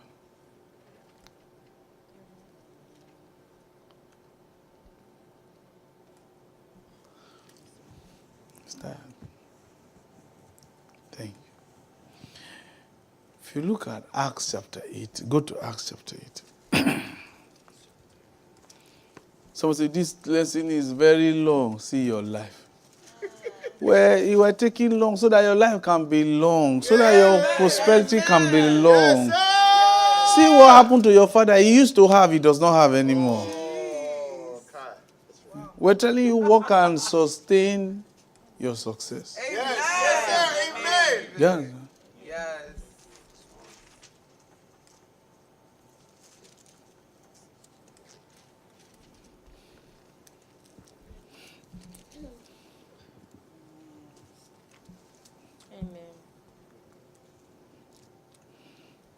Know these things so that forces of darkness can leave you alone. Amen. They say, this one, you can't, they know everything. They know. All right, Acts chapter, 8. please answer now. 8. Oh, even if you bring your voice down so that we can show you mercy. This is not Atlanta. This is not Atlanta. This is New Jersey. Amen. Amen. Okay, now let's read verses 9. Go ahead. But there was a certain man called Simon, which before time in the same city used sorcery and bewitched the people of Samaria, giving out that himself was some great one. Okay, now sorcery there is the Greek word magio.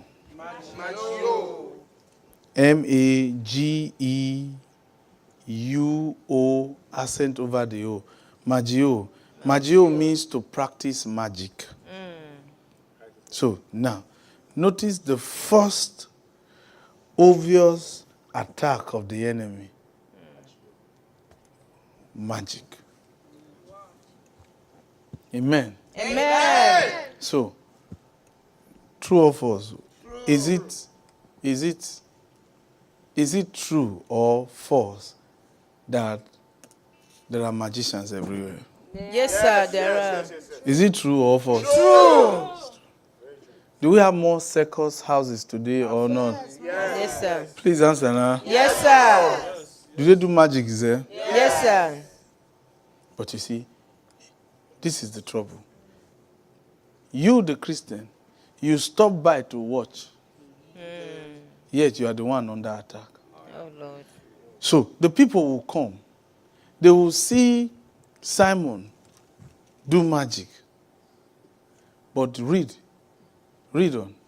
To whom they all gave heed, They from the all- least to the greatest, saying, this man is the The great great- power of God. Yet he was doing magic. The Bible says he was doing magic.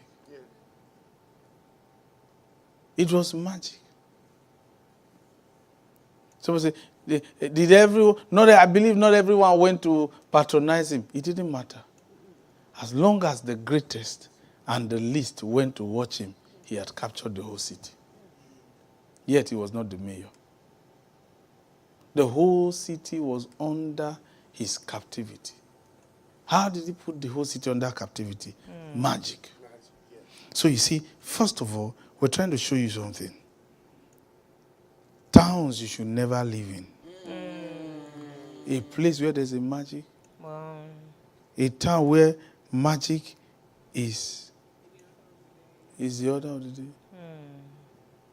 So let's go and watch some magic. A town where there are places, things like that, is a place you should not live.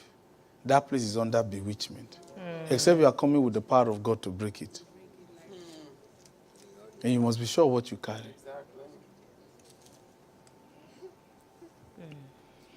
Now, notice he used sorcery to do what? Astonish the people, right? Yes, The sir. word bewitch there is the word existemi. Existemi means to displace.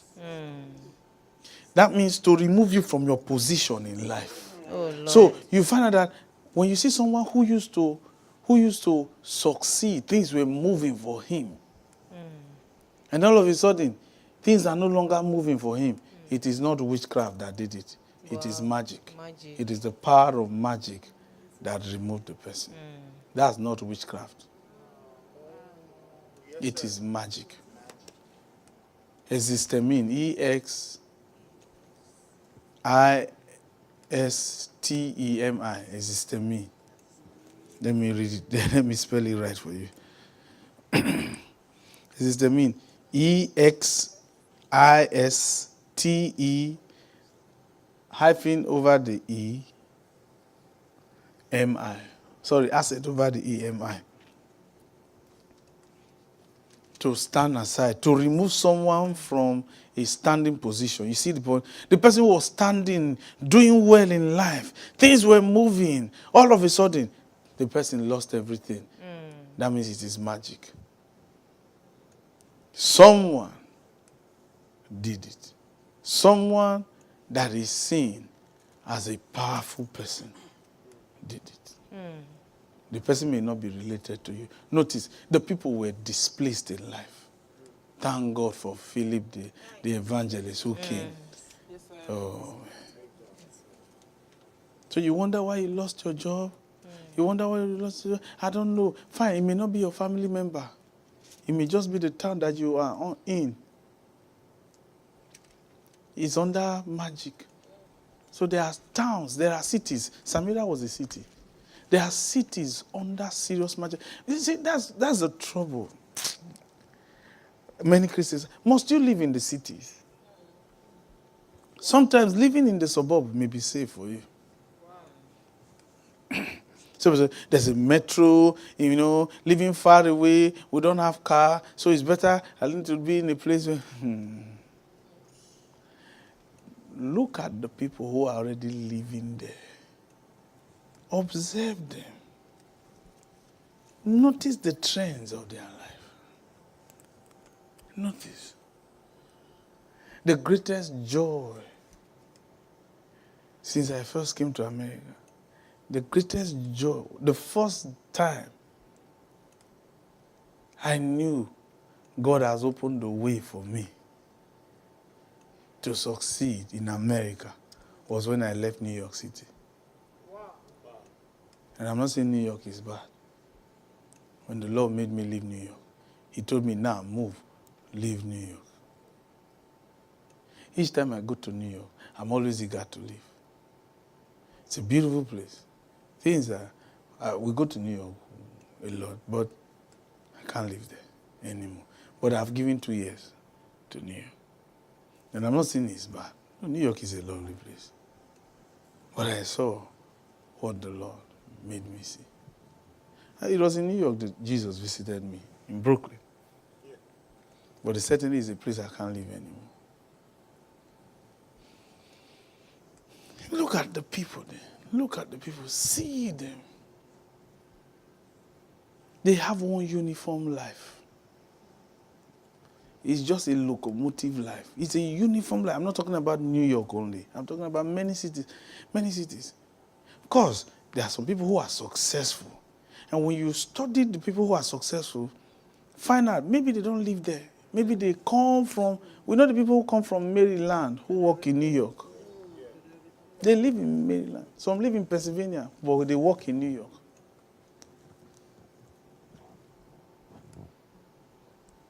Some live in Connecticut, right? Some live in Delaware, but they work in New York. And even those who are resident there, if you look at their life, after a while, it's like they start shrinking. I'm not saying New York only, but I'm saying study the city life. Even Newark here, Jersey City. Man, I can't live here. I can't live in places like this.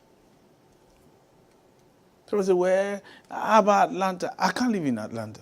In honesty, I see we go to Atlanta every week, but I can't live there. In honesty, I can't live in Atlanta. I don't know what can make me live. Lord, please, don't let me live in Atlanta. In honesty, Lord, please have mercy upon me. I just can't live in Atlanta. Lovely place. There are nice people there, beautiful people. Oh, man, I think I like New Jersey. I'm telling you, I like New Jersey, but I can't live in Atlanta. Yeah. That's for me. I mean, you can live in Atlanta if you want to. Let's send you there. Praise God. But I can't live there. I don't know. Nothing is wrong there. Do you understand? Yeah. Nothing is wrong. I don't know. I can't live there. But here, he says, because there are people who are fighting for territorial control. Notice, he was called the power of God, yet he was not a politician. Okay, so notice the power of magic. Say it. The power of magic is the first thing you should start paying attention to. Not witches and wizards. It's the first thing you should pay attention to. Magic. Where do you have circus buildings?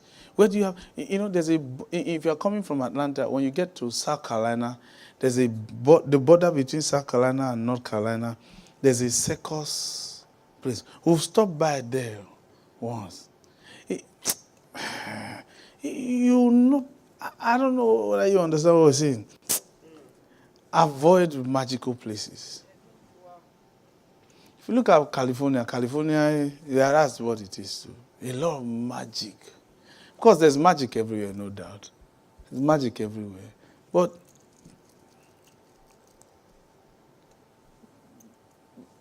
Philip came there. He came to Samaria and he broke the power of magic and the people were liberated. Miracles began to happen. Miracles began to happen. So magical powers. Magical powers. That's the first enemy to mark. And magical powers, this one is not a demon behind it. This one is a human doing what he's doing. However he's doing what he's doing. Maybe with the help of a demon, whatever. But you will not see here. But if you notice, the people were becoming sickly. A lot of the people were tormented with unclean spirits because when Philip came, Philip the evangelist, that's the first thing he addressed. The unclean spirits went out of them. See, so magic, through magical powers, unclean spirits enter people. So that's one thing to pay attention to. Will you be careful where you send your children to school? Okay. Now, the second thing, therefore, to begin to pay attention to is Acts chapter 16. Amen. Let's finish this thing now. Yes, sir. So that you can enjoy liberty.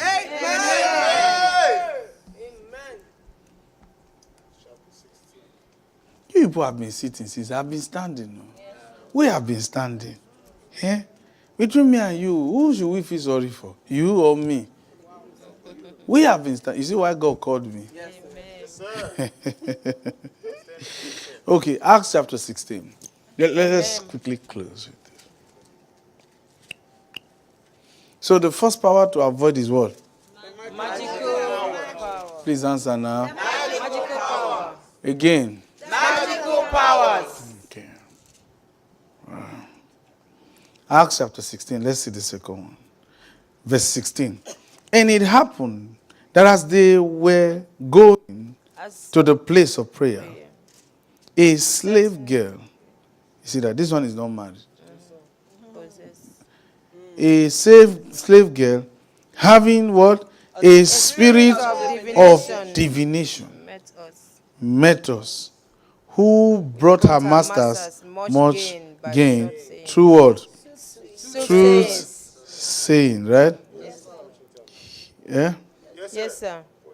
Here, you are looking at what?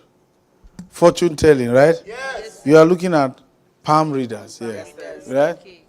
Palm readers, yeah. So, the first thing, see, now, in the new, see, over time in the Old Testament, things have evolved. Yes. Very much. See that? Can't you see all these areas now that we're looking at? This looks contemporary. Yes. Very present. Yes, sir. Amen. Now. Yes, sir. It looks scientific. Yes. Magic now. We have magic movies now. You watch it on movies, right? It's something you want to watch. It's something entertaining. Is magic not entertaining? But it says, in the New Testament, it says, the spiritual Christian, the one who is spiritual, should have praise. Today, your children are watching magic. So which show is all? Is this mommy, this magic man? You come and sit down and watch. After a while, you say, let's do midnight devotion before we go to bed. Yeah. Magic. See that? So here he's telling you, demons are not fighting you, sister, brother. Maybe magic. Where do you live? Because pay attention to where your location is.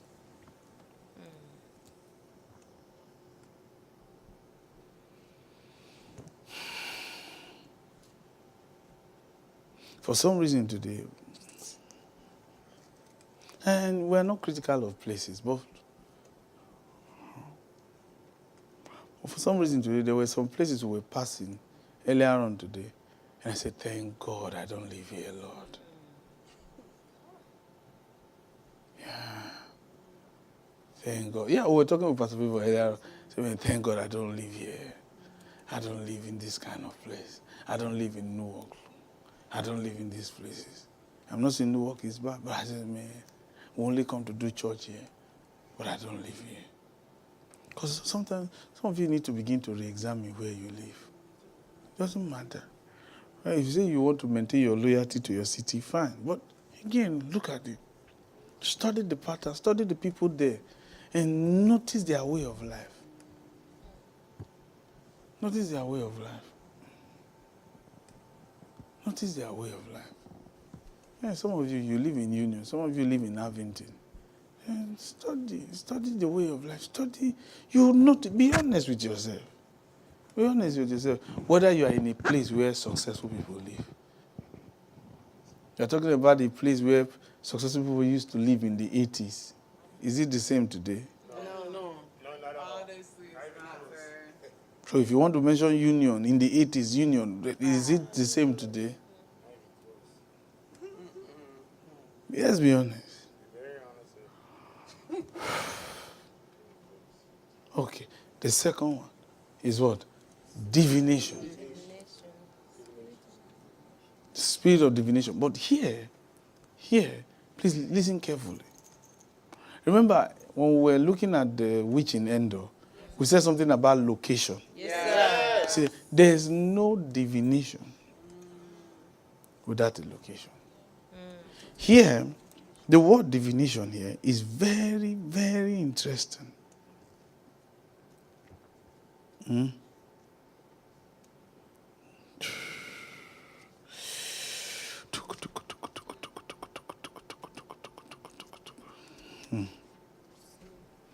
The word divination is the word puton. Puton. Accent over the O. Puton. Puton. Now, puton is from where you have the word python. Do you understand? So here, it will want to suggest that this lady had a python spirit. No, the lady actually did not have a python spirit. All right? Yes, sir. But one thing here, puton, according to the Greek cosmology, let's read it. Python, called after Pythian serpent, said to have guarded the oracle of Delphi and been slain by Apollos. Okay, here, really, the focus here is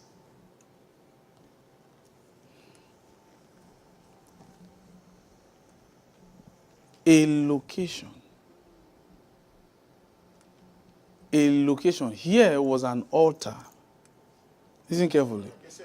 There was an altar that this lady, young lady, attended to. Do you understand? Yes, sir. Yes, sir. She was